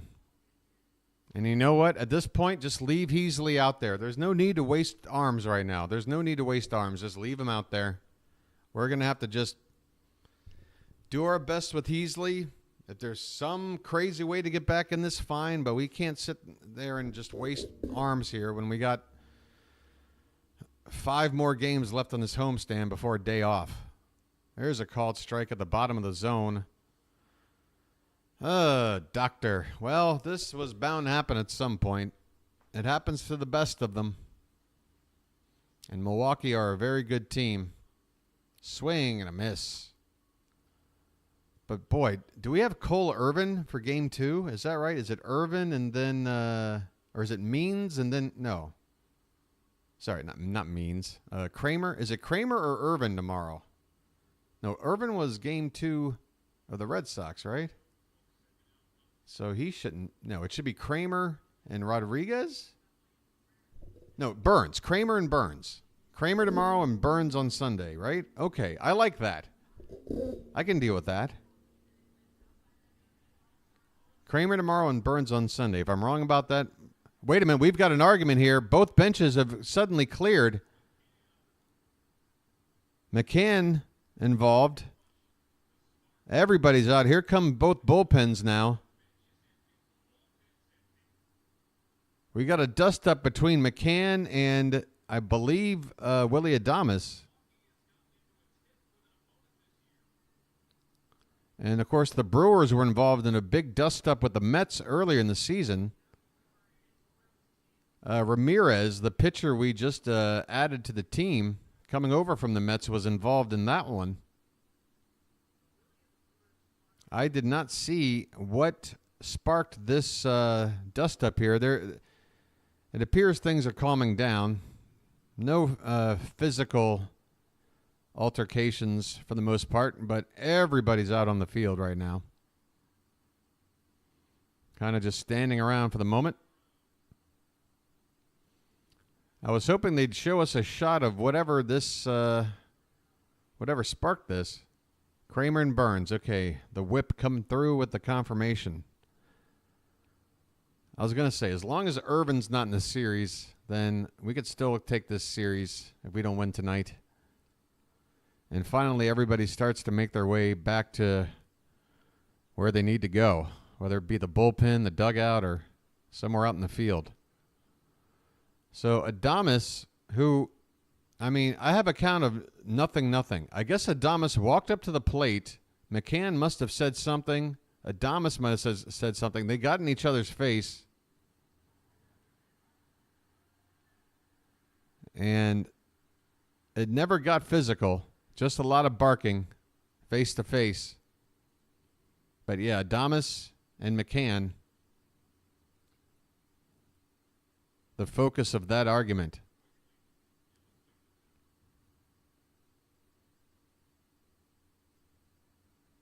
Well, I tell you what, sometimes you need something like this to sort of jolt you out of your funk. I'm not saying this is going to have any effect on the outcome of tonight's game. And who knows? Who knows what sort of effect this sort of dust-up might have, if any. But the Orioles, hopefully, if anything, will feel a little more fired up and more driven to go after these Brewers for the next 2 games. We still have the Brewers manager out barking at an umpire. We're still not ready to get underway here.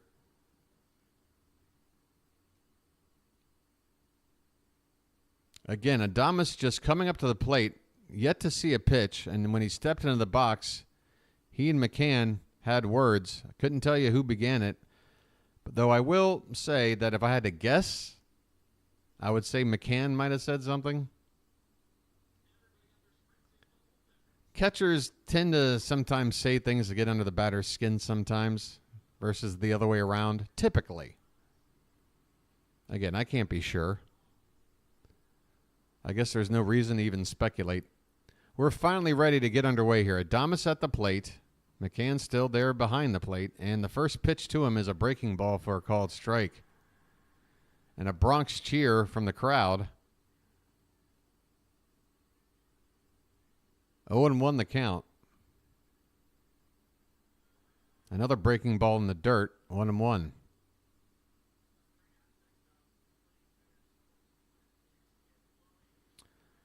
I know Rhys Hoskins was heavily involved. I thought Rhys Hoskins was the main guy in the Brewers dust-up with the Mets. But perhaps Adames has that reputation to get involved as well. I don't want to speculate anything I don't know for sure, particularly when it comes to a player's sort of attitude or whether or not they start fights. I don't want to. Contreras, man, that last, oh, God. The Brewers have quite a nice young lineup, it has to be said. 3-1 the count. Swing and a miss. A 3-1 pitch that had plenty of the plate, but Adames comes up empty there.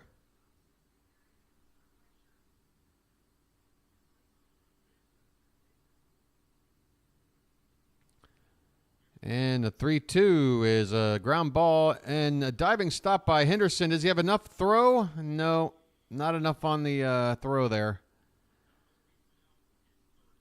I mean, he gave it all he could, but Adames is going to beat it out. An infield single here with 2 down.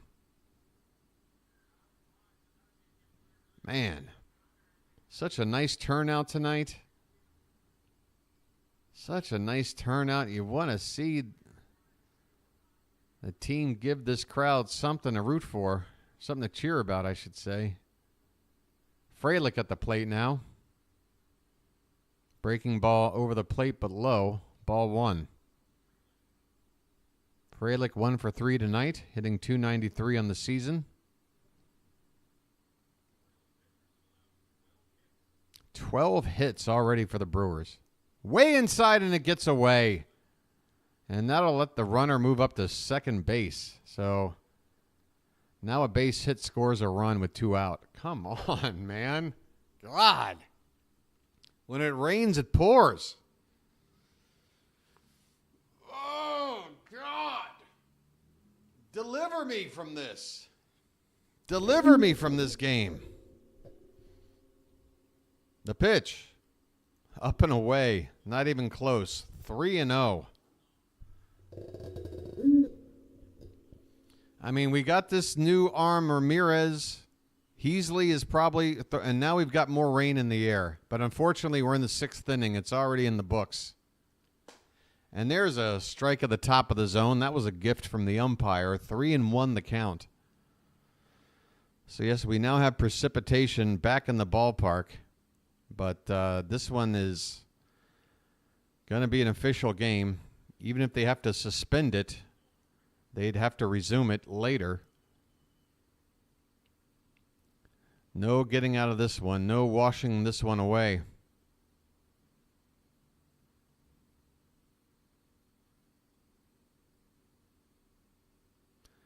The payoff pitch. Hit on the ground to the right and past the diving glove of Holliday in the right field. Here comes the runner around with 2 out, running fast all the way. And the throw-in is dropped by McCann. Probably wouldn't have mattered. It's 10-1 Brewers. So Adames comes around the score and high-fives his teammates after that dust-up with McCann. I'm sure the Brewers dugout is feeling pretty good about themselves right now. How can you not? They've beaten us up here pretty bad tonight. They are taking it to us tonight. That ball never reached McCann's glove. It sort of hit him in the hip, and he trapped it for a second near his body, but it wouldn't have mattered. Adames would have gotten in there safely. Here's another meeting on the mound. Drew French has been busy tonight. He's wearing out a dirt path from the dugout to the mound.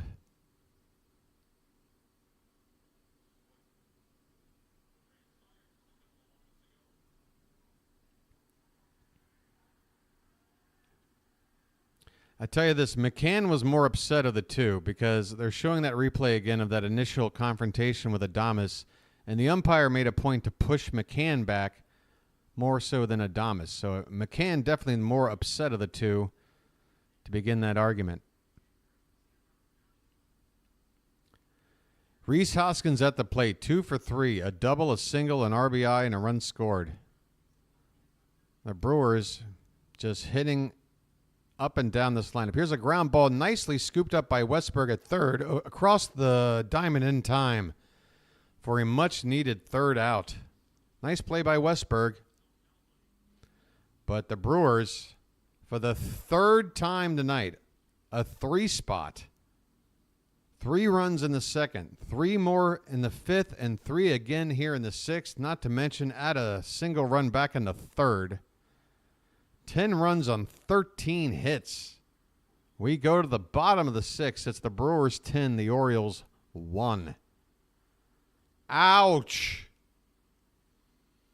Ouch. I feel like E.T. under a bridge right now. God. Your boy needs a snack. That's what he needs. Where's the crackers?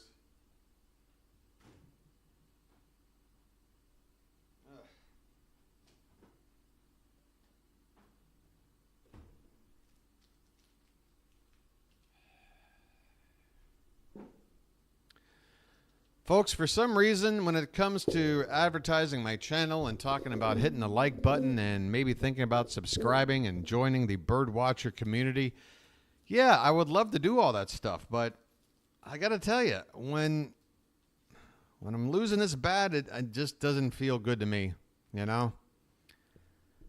What am I doing? What am I doing? I got emotions right now, and the emotions feel down. And if you're an Orioles fan right now, you're probably not feeling too good either. So what am I going to do? Sit here and plug my channel? No. If you like the game tonight, if you like the video, that's great. If you subscribe, if you haven't already, and you do, that's great too. I'm so thankful. I really am thankful. But, yeah, I can't even tonight. I mean, it's just been... I must have known with that Apple TV thing at the beginning that this was going to be a tough one. Okay. Apologies while I enjoy a cracker off mic.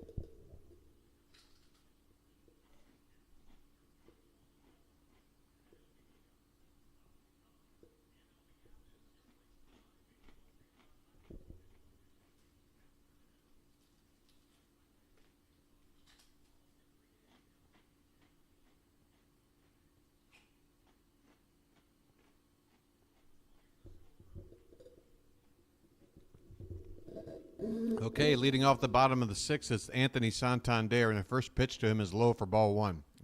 Away for ball 1. Next pitch is a called strike, inner part of the zone. 1 ball and 1 strike on Santander, leading off the bottom of the sixth. The Orioles down big. Peralta out there for his 6th inning of work. And this one's lifted into right field, but it's right at Chourio. Santander just didn't quite square that one up. He got around on it. 1 away here in the bottom of the sixth. Things are looking bleak in downtown Baltimore.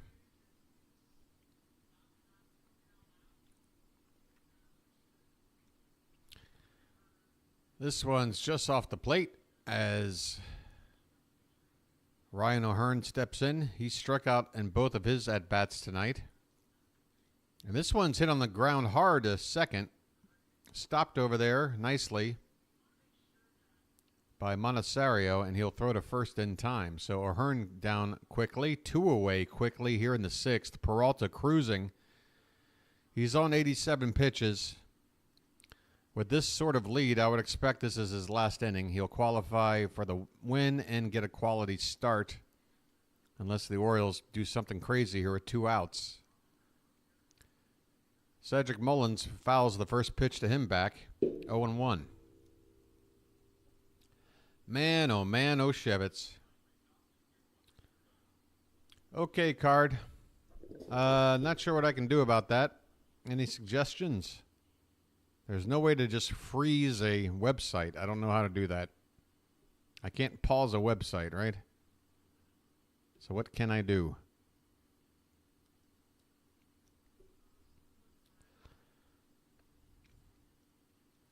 What is happening right now, Thomas? I don't know. I guess the Orioles have to lose once in a while. Swing and a miss by Mullins. And Peralta gets the strikeout. That's 6 innings of 1-run ball. The one mistake from Peralta, a home run to Cowser. We head to the 7th. Brewers up big. Yeah, Fitzy's out here just attempting, I guess, to, what? Like rile me up? Like, Fitz, we just destroyed your Red Sox. And aren't you guys losing at home again? You're the only team in baseball without a win at home. What are you guys doing? 7-0 Angels? Yeah. Basically, what is happening right now is what's happening to your Red Sox right now. We're getting our butts handed to us. What do you mean, what's happening? Come on, Fitz. Is that a rhetorical question? Is that what that is? Don't get me surly. The bird watcher doesn't want to be surly. The bird watcher's here to have a charming community. But when the bird watcher's getting his butt kicked, the bird watcher starts to behave like a wounded animal. Do not get near the bird watcher right now. Yeah, the beer is not going to be cold enough tonight, I don't think. Things are not looking good. I mean, believe me, I believe in the Orioles, but we're talking about a historic comeback at this point. Not a, like, record-breaking comeback, but historical. The kind of comeback you see, I don't know, once a decade. That would be what we'd need right now.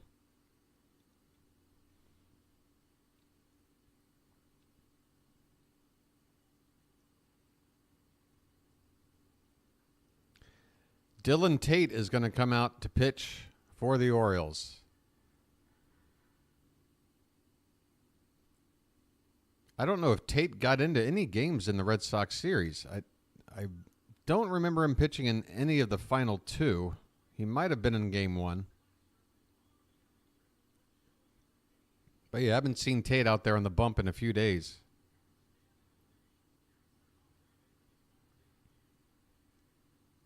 Apologies once more for the, I mean, I don't see how refreshing will help. I mean, it's just going to take me right back to where we are here on the screen.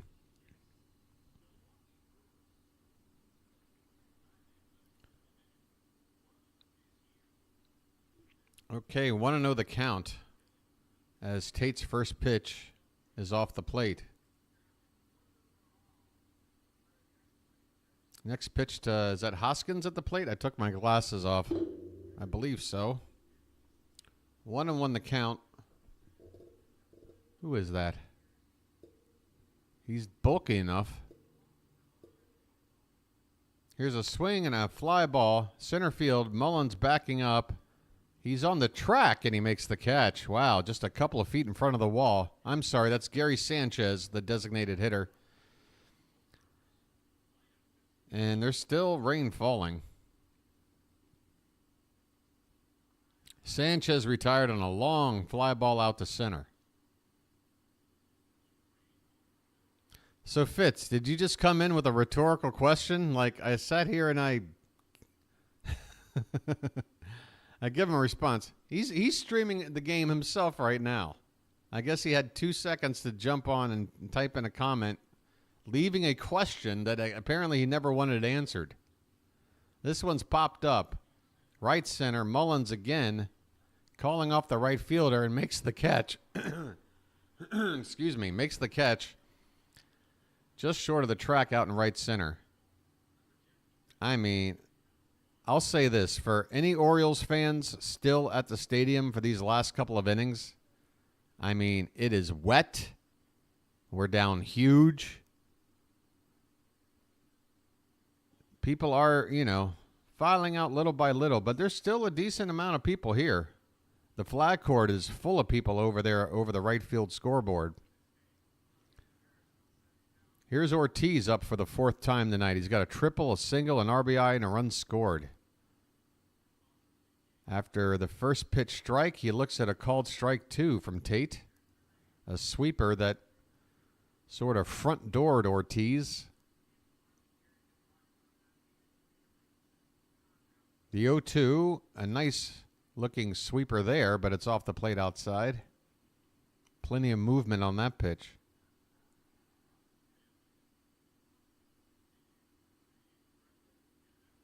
The 1-2. Fouled away. Third straight sweeper thrown by Tate.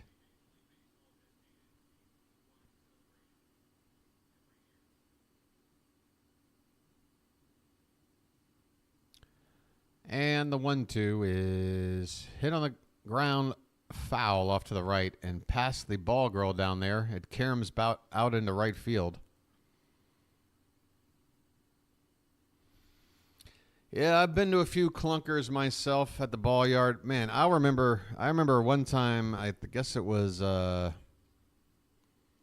late 90s, early 2000s. Here's a pitch, low and away, 2-2. I had tickets to see the Red Sox, and I was supposed to meet somebody who, actually, I didn't have the tickets. That was the whole thing. I was meeting a friend at the Babe Ruth statue outside the park who had the tickets for this game. And he was late. The game had started, top of the first, and the Red Sox wound up putting up 6 or 7 runs with a David Ortiz three-run homer. The big swing. This one's popped up in the shallow left center. Henderson's going to make the catch, and the inning is over. So Tate gets out of it without any damage. But the Orioles are still down huge. We go to the 7th inning stretch here in Baltimore. I don't know if anyone's in the mood for any John Denver music right now, but whew.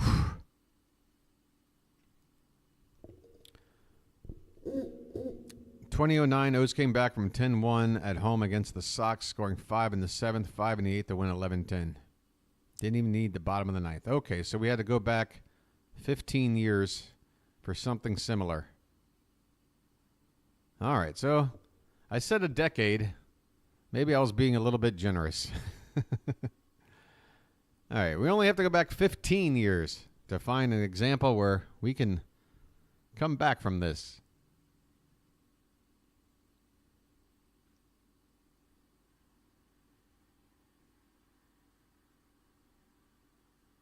Got milk, everybody? Got milk? My, oh my, oh my. Again, we have not given up more than 5. I mean, and when I looked at all the results so far through the first 12 games, the fact that we have not given up more than 5 runs, that just speaks to how we're never out of a ball game. If we can hold the opponent to 5.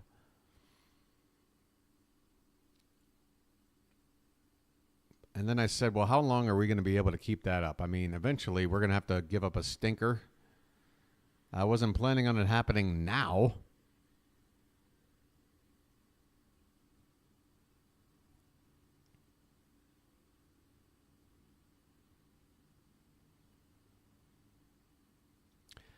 I tell you what did give me a little bit of a pause, though, is when I woke up and the first thing I did was turn on the Twitter to see the lineups.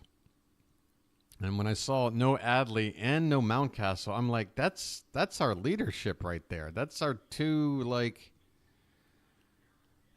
dudes. We have to rest both of them in the same game? Can't we just... Okay, so Yohan Ramirez is slated to show up tomorrow. So Heasley is probably done. Not only on the roster, but you might not see him on the mound in an Oriole uniform ever again.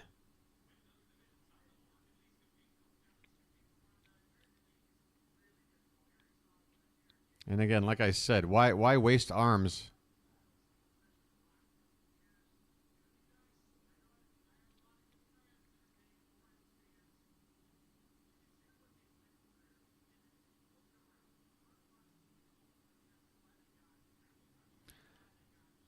Holliday's seen 45 pitches in his first 10 career plate appearances.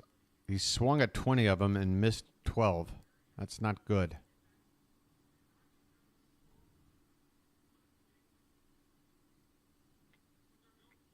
All right. Let's get back to the scoreboard here.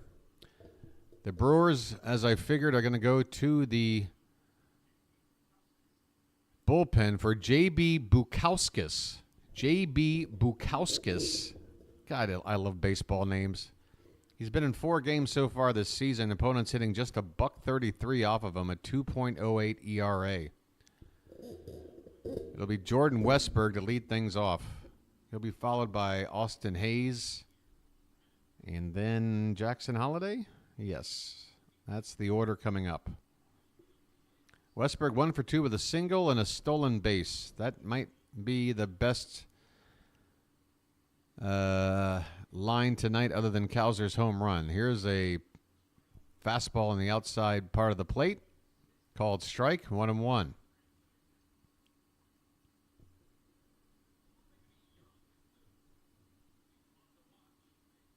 Next pitch, lifted in the air, center field. And Perkins will get under this one to make the catch. 1 up, 1 down here in the bottom of the 7th. And that'll bring up Austin Hayes. Hayes 0 for 2. What is his average at now? I mean, it is tough to get an average as low. It is now down to 0.67. We're in the 0.60s now. Come on, Hazy. My God, I mean, just by accident. Swing with your eyes closed. 0-1 the count on Hayes. Honestly, just swing with your eyes closed. See what happens. Here's a check swing, no swing on a pitch low for ball 1. 1 ball and 1 strike, 1 out, bottom of the 7th. The Orioles down big. Swing and a miss. Nice pitch there by Bukauskas. I think I had it right the first time. By the way, the rain on these new uniforms, you can see it's awful. It's awful, these new uniforms. Here's a ground ball hit on a hop to short. Adames will field and toss out Austin Hayes. 2 down for Jackson Holliday. And I'm telling you right now, folks, give me something, Jackson. 0 for 2 with a pair of strikeouts tonight. I mean, come on. It's a blowout now, Jackson. Like, how can he still have the jitters at this point? How can he not just go back to... You're in Norfolk right now. Just act like you're in Norfolk. Here's a ground ball foul from Holliday on the first pitch. As he starts another count behind. Nothing but zeros on Holliday's baseball card right now, except for that RBI and a couple of runs scored. Here's a swing and a miss on a low pitch. Man. Holliday's absolutely befuddled at the plate. I'm sorry. He's taking strikes. He's swinging at balls, and now they're cutting to his family over there, and they look like they wish they could just go back in time right now or something. 0-2 on Holliday.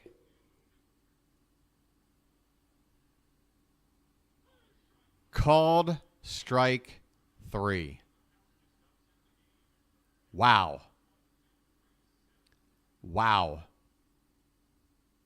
Jackson Holliday strikes out looking to end the 7th inning. We go to the 8th. Brewers 10, Orioles 1.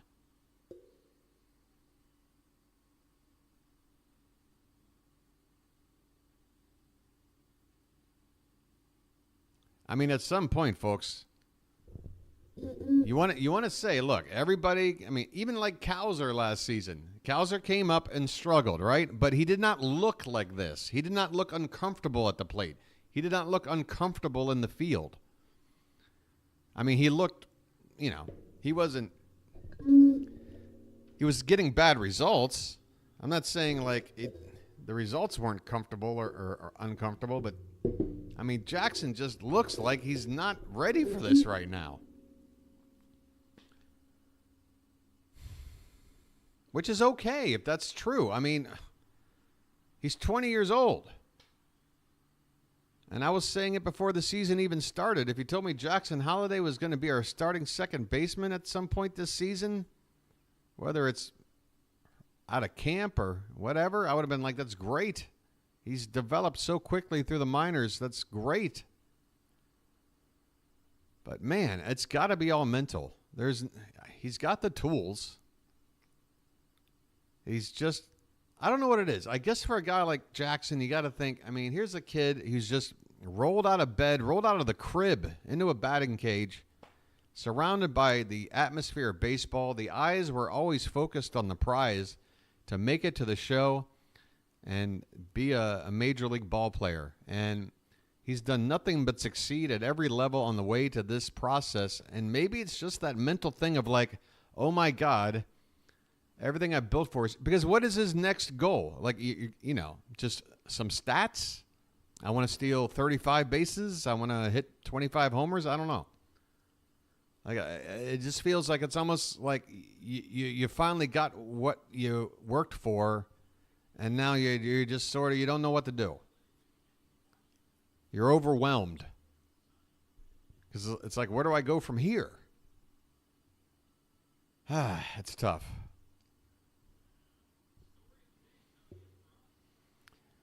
All right, speaking of Jackson, here comes Chourio for his 5th plate appearance, and a first pitch swing is going to send a can of corn out to right center. Mullins is there to make the catch. 1 pitch, 1 out here in the top of the 8th. Man, oh man. I mean, look, again, Holliday, day off tomorrow. And again, he's going to be in there Sunday, because if they give him 2 straight days off, now we're not treating him like the everyday player we're hoping him to be. We're now saying if he's not ready, he needs to go back down. End of. Here's a first pitch inside to, who is this? Is this Adames? Next pitch is swung on and missed. Contreras, excuse me. 1-1 on Contreras. 1 for 3 with a walk and a 2-run homer. Hitting .362 now. 3 homers, 13 driven in. That one's hit well, but right at the left fielder. Boy, it looked good off the swing. Hayes is out there and left to make the catch. 2 down in the 8th. Dylan Tate's been getting us outs. It almost feels like we should have gone to him first. But if we don't score more than 1 run tonight, it won't make a difference.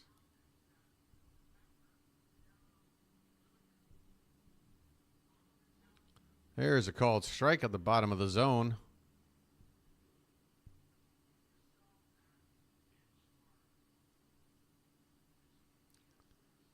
Oh, and 1 on Perkins, and this one is in the dirt. 1 ball and 1 strike.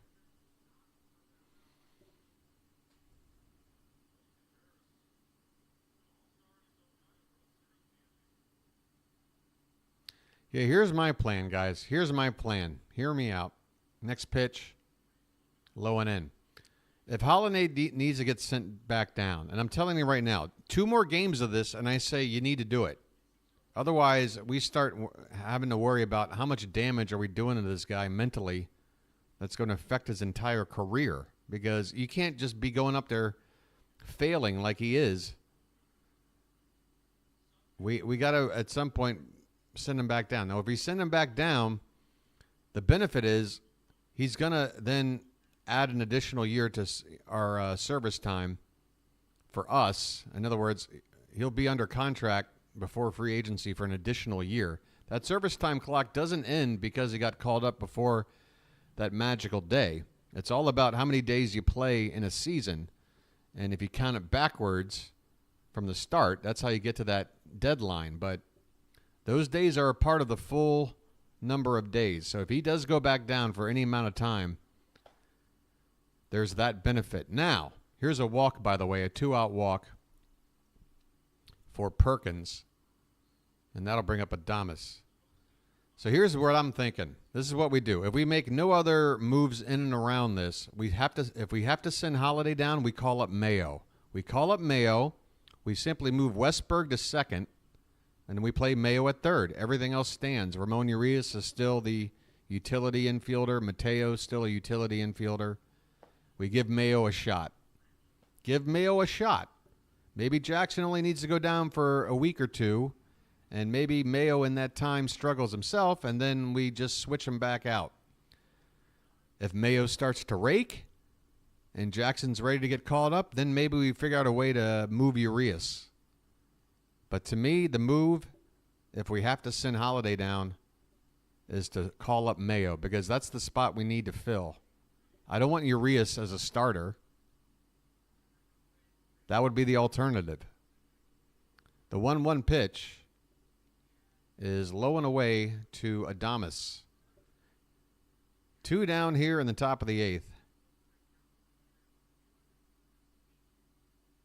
Can't judge a player till they get at least 1 hit. I mean, I can judge whether or not they look comfortable at the plate. I mean, that's what I'm saying. Like, Colton Cowser really struggled when he got called up last season. But I watched Colton Cowser hit. I watched him in the field. He may have struggled, but he didn't look completely uncomfortable, completely out of his element. That's what Jackson Holliday looks like right now. And it pains me to say it. I don't want to sit here and say anything negative about this kid. And it's not necessarily negative. I mean, it happens. It can happen. I'm sure this kid's going to eventually figure it out and be fine. But right now, you got to call it like it is. This one is grounded foul. 3-2 the count on Adames. 2 down, runner at first in the top of the 8th. 10-1 Brewers.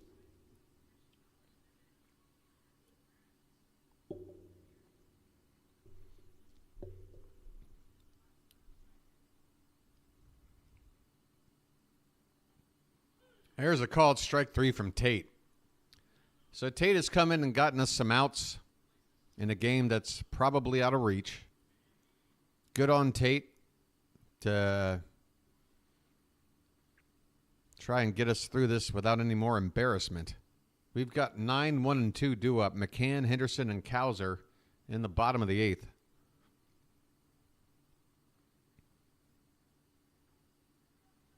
You don't send a guy back down before even a week. What's wrong with me? I didn't say send him back down. First of all, it won't be a week until another. It would have to be the end of this homestand. And that would be what? That would be more than a week. And I'm not even saying, send him down tomorrow or anything. I'm saying if we got to send him down. When did I say we're sending him down before a week? I'm saying you got to start looking at him right now. You got to start looking at the situation and making, a contingency plan. Like, what if we need to send him back down? That's all I'm saying. What if we need to send him back down? That's all I'm saying. Not saying send him back down tomorrow. But I am saying this is not a good debut And again, it's not about the fact that he's 0 for 10 or whatever it is right now. It's about just the way he looks. It's the eye. It's the same eye when he made that dazzling play when he threw from a knee. And apparently Mike Elias saw that play and said, okay, call the kid up. I've seen enough. Well, they saw enough to call him up. I'm seeing enough to say at least we got to think about a contingency plan here. That's all. I want him to succeed. Maybe he comes out on Sunday and starts to rake. I'll be more than happy. More than happy. But you mean to tell me if this dude's in the lineup for, I don't know, a dozen games and he's got like a below 100 average and is striking out half the time or more? You mean to tell me that's not cause? It's the same thing. Look, Grayson Rodriguez is our best pitching prospect. He came up last season and struggled. We had to send him down. We send him down. He comes back up. He dominates. It's not a knock on any of our best young talented players. If there's something wrong, if there's something mechanically wrong, if there's something mentally wrong, this is why we have the ability to move players up and down. Thiago Vieira is out to pitch now for the Brewers here in the bottom of the 8th. And here's a pitch on the outside corner for a called strike to James McCann. McCann has a single tonight, hitting .313 at the moment. I took my glasses off. Sorry, I might not be able to read the chat here. This is a swing and a miss, 0-2.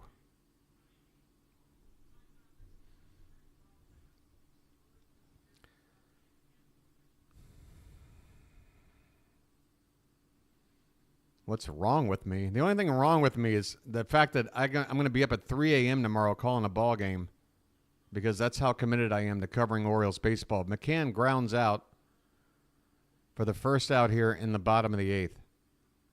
Yeah, we got a 4:05 start time tomorrow. That's 3:05 a.m. local time here for the Bird Watcher. So, yeah, I'll have to be up, 3 a.m. You figure it out. Do you go to bed early? Try to wake up at 2? Or do you try to stay up all night long? There's really no way to work a 3 a.m. start time. Here's a ground ball by Henderson off to the right. Foul. 0-1. So, if there's anything wrong with me, it's my commitment to giving you Orioles baseball coverage at all hours of the night over here on the other side of the planet. Here's a pitch outside, 1-1. Trade everyone, start over.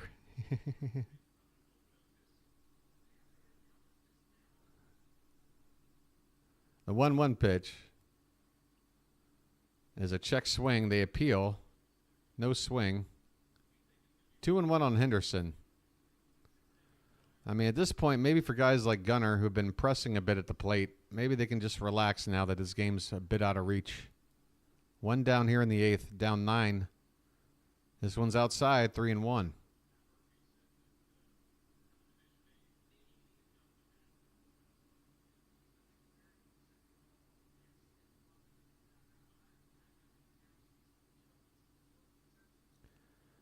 Yeah, man, it's a little crazy. I'm somewhat used to it. Before I did this, I was a writer for NBC Sports covering the English Premier League, the soccer league over there in England.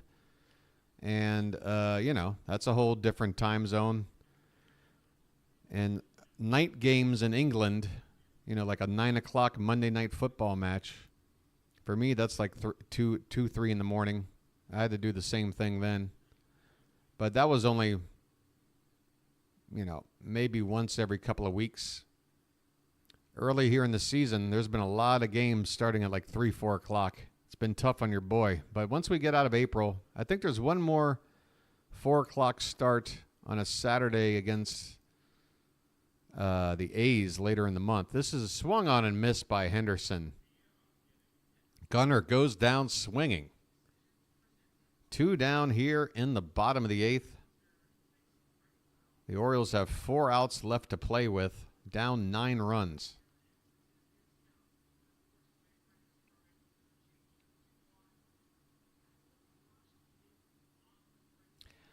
It's all right, folks.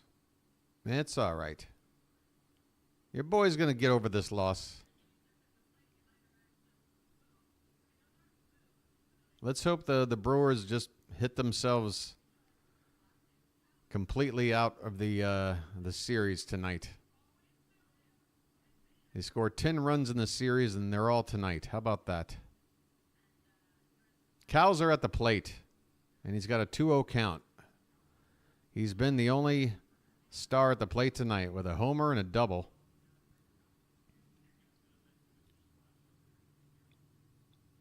(3-0) now on Cowser. And the fans that still remain, they're up in the splash zone. Oh, come on with that call, Lump. A 3-0 pitch that was inside and maybe low as well, but it's the old case of giving the pitcher the benefit of a 3-0 pitch. 3-1 on Cowser. Now that one's low. Okay, there you go. Colton takes the base with a 2-out walk here in the 8th.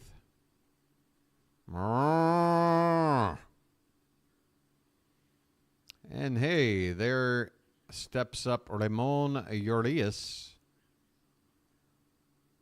Urias is pinch hitting for Anthony Santander. So, folks, if you're wondering whether or not this game is pretty much decided, why would you think we would pinch hit Ramon Urias for Anthony Santander unless Brandon Hyde just wanted to give some guys some at-bats?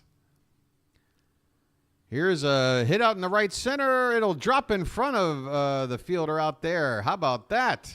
Ramon Urias. Ramon Urias with a hit.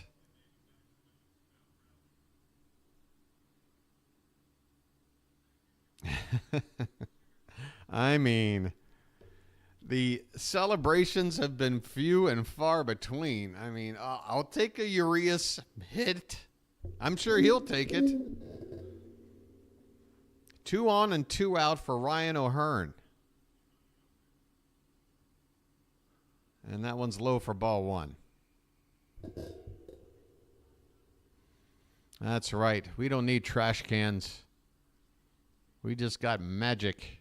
The 1-0. Swung on and missed.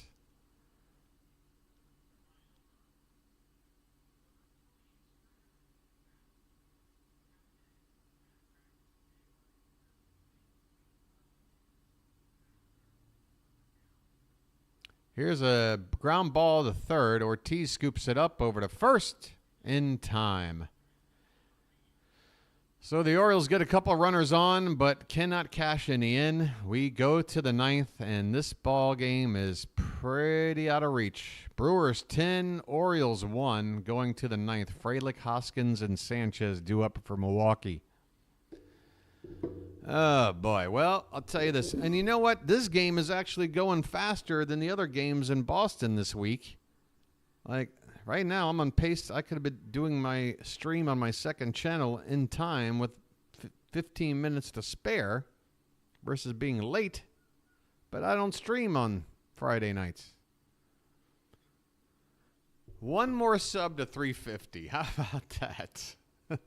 I set a very small goal, and I might not even get there, but if one person who isn't subscribed right now is watching, your boy who has had to sit through this whole game with this Apple TV experience,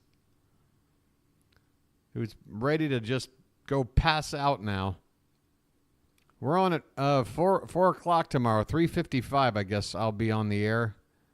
It'll be Dean Kramer on the mound against former Oriole D.L. Hall. Come on back tomorrow. Your boy will be super positive right from the jump. Believe me, once one game is in the books and it's a bad game, it's over. I come back clean slate every game, and that's the approach you got to have as a player. It's the approach you got to have as a fan. This is baseball. You know, one game does not define us. We've been doing too many good things. This was just a bad one. This was a bad one. Jacob Webb is going to come out to pitch the 9th inning and try to shut the door here. I say shut the door. I don't know. Try and scoop out the water from the sinking boat. All right. They're showing a shot of Jackie Robinson's number. Obviously, universally retired. Mateo is in on defense now. He's playing center field. Fralick will lead it off, and the first pitch to him is upstairs for ball 1.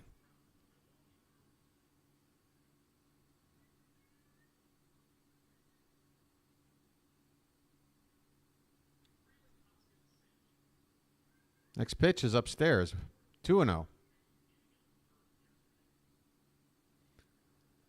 And yeah, the crowd is really starting to peter out here. Hard to blame them. Anybody still sticking around, though? Major props. Major props. It was a great turnout tonight. 3-0 the count. Just got to put this one behind us.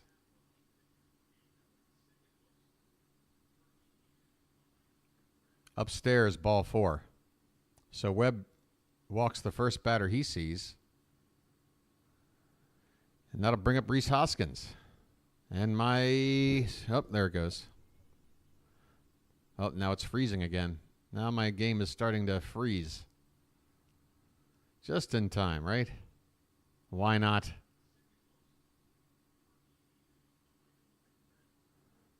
How many times, C. Lee? More than I can count on one hand. I've definitely seen it. It's just, have I seen it happen in the bottom of the 9th when we're down exactly 9 runs? Now that I might not have seen.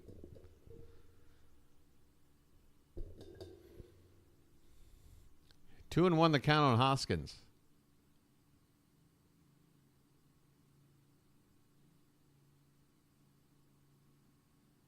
Three and one. That one's a little high and a little bit outside, perhaps.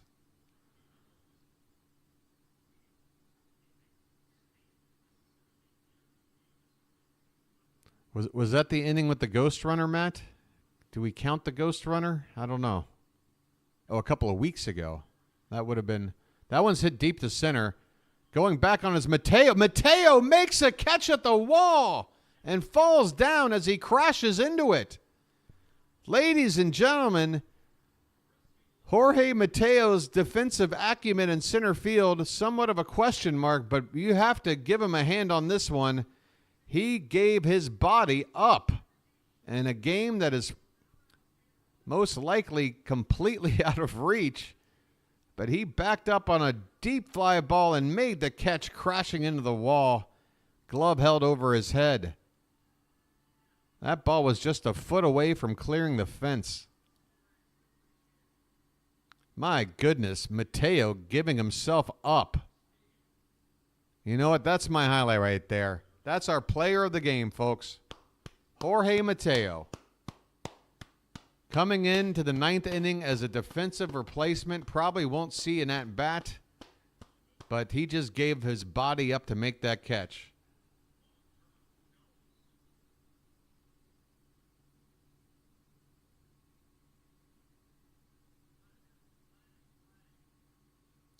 You can't tell the bird watcher he won't find something positive to hang his hat on if he can find it. I'll hang my hat on that catch by Mateo. The 0-2 pitch. This one is going to get over the second baseman Holliday into short right field for a duck snort single.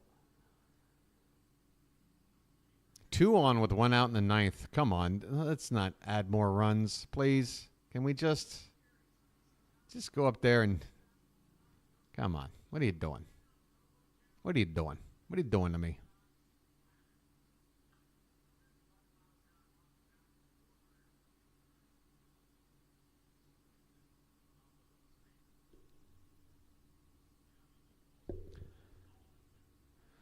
Here's a foul ball by Monosario. 0-1 the count on him. Every time I see the stands, it gets a little thinner. 0-1 pitch, ground ball.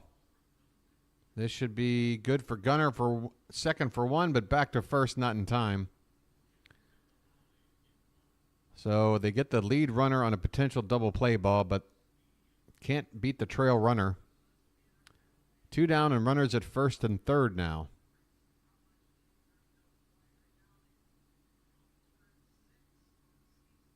As Monosario grounds into a fielder's choice.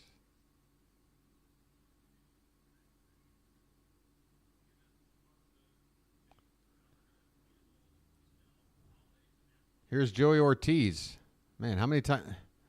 When you send up your number 9 hitter for a 5th at bat, that's when you know your team's hitting pretty good. He's 2 for 4 tonight with a triple, a single. This one's fouled off to the right. 0-2 on Ortiz. 2 down here in the top of the 9th. It's been all Brewers from start to finish.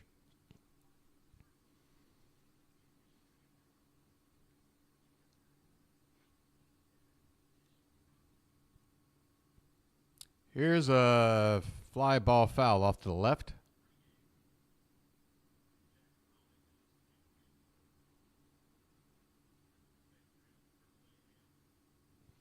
I like to hear that bass. I like to hear it. Win or lose, we're in this thing together. And we're going to lose, guys. I mean, I'm going to have other games this year, I'm sure, where your boy's not feeling so great. I can only reflect the emotions of a fan. I'm sorry. If you want a non-emotional broadcast, they are available. Maybe not when Apple TV has the game on. But, yeah, it's going to happen, folks. You're going to experience the highs. You're going to experience the lows. Here's one outside, 1-2 on Ortiz.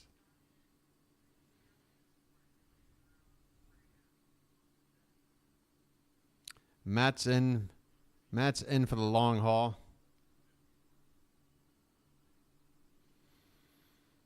This one is spiked in the dirt outside as well. 2-2 the count on Ortiz.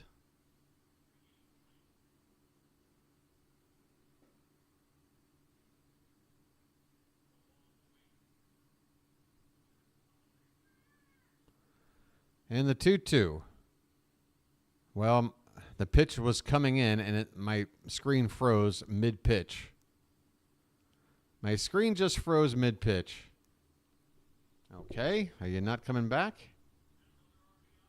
Well, okay, apparently Ortiz just put it into play. Great. So now I miss a call on an RBI. Ortiz, what did he do? It looks like an RBI single. Here's the replay. A pitch low, and he went down and got it and served it into right field. Wow, what a swing there by Ortiz. Professional hit there, past the diving glove of Holliday into right field. Wow. And now this one's lifted. But plenty of room in left field for Hayes to make the catch. Inning over. The Brewers add one more to make this a very binary score. We go to the bottom of the 9th. It's the Brewers 1-1. The Orioles 1.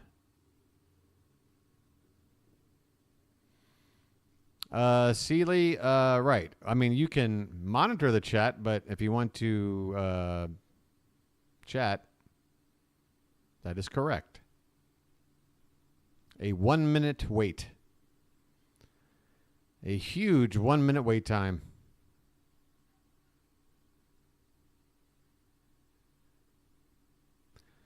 Hey, Matt, are you talking about the come from behind win in Boston when we were down 5? I really enjoyed calling that come from behind win. And I'm telling you right now, we were down 5 in that game, and I was like, this game ain't over. This game is not over. Your boy can only go with the instincts that he's built over the 46 years of being alive, and about 40 of those years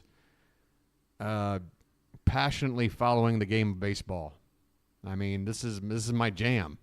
There's 2 things I know, or I feel like I can match up with just about anybody. Baseball and Tetris. That's, anything else, I'm not going to sit here and brag. But baseball and Tetris, that's my wheelhouse. And I'm talking original NES Tetris. Before all the multi-tapping and, new ways of playing the game. I know that kid out in, I think, Sweden finally beat Tetris just a few months ago. So, yeah, that's about it. I love me some baseball, and I'm really good at Tetris. I'm a puzzle solver. Matt had tears in his eyes while I made that call.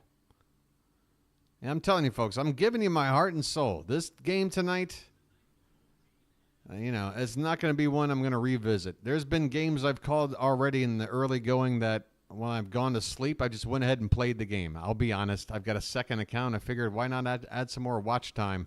I'll just go on my other account and play the game back and then sort of check on, how good or bad I sound. Areas where I could improve. I did notice in my intros a lot. By the way, Mateo will get in that bat. He's up to lead off here in the bottom of the ninth. First pitch is a strike. And now he takes one for ball one. 1-1 on Mateo. Hitting .357, 5 for 14. Here's a swing and a liner, but right at Ortiz. He reaches up to make that catch. Hit hard by Mateo, but again, no luck. No luck tonight. So Mateo has come in, made a fantastic play in the field, and then hit the ball hard in his only at bat. You know what? Maybe we need to get Mateo in there for Holliday tomorrow. Here is a called strike to Jordan Westburg. 1 for 3 tonight. Single and stole a base, hitting .225 at the moment. 11-1 here as we're getting ready to wrap things up on a tough night here at Oriole Park at Camden Yards. First game of a 6-game homestand. The Orioles coming off a huge sweep of the Red Sox at Fenway. Now a bit of a wake-up call here. We need to bear down and try and level this series up tomorrow, and if we can, try to go for the win on Sunday. Got to put a game like this behind us. It happens. Swing and a miss by Westburg. He goes down. 2 down in the bottom of the ninth, and Austin Hayes is the Orioles' last chance. Jackson Holliday is on deck. Folks, your boy the Bird Watcher, probably going to do a quick wrap-up on this one. Oh, I already see the result. There it is. I mean, I guess it's going to happen on the second pitch. Can one person with a little bit of a charitable heart kick this number up to 350 for the love of all that is holy? And then I can go away happy. 0-1 on Hayes. And the next pitch, hit on the ground, shortstop, across, end time, ball game. The Orioles are run over here tonight. It is a brew wrecking crew out of Milwaukee. The bats were alive and well early and often. 11 runs on 15 hits for Milwaukee. 3 innings in which they scored 3 runs. Home runs from Gary Sanchez, Willie Adames, William Contreras. Tough start for Wells. Bad relief from Heasley. Cowser had a nice night. 2 for 3. Home run. Hitting second in the order. Doesn't care that he's moved up somewhere new in the order. Doesn't matter to him. He's just here to hit. Hayes 0 for 4 again. Enough already. All right, folks. My goodness. That was a tough one. But we're going to come back. We're going to shake the dust off and clean the slate. Because that's what you got to do in this game, folks. It's the same mentality Jackson Holliday needs to have. Take this game, take the game last night, and just clear it out of your mind. New game, new slate. We'll get back to our winning ways hopefully tomorrow. 4:05 first pitch. Your boy will be on the air, 3:55 p.m. I hope to see you guys there. It's been an Apple TV experience to forget tonight. I pray that there won't be another Apple TV game for who knows how long. But until then, this has been your boy, the Bird Watcher, and I'll chirp at you later.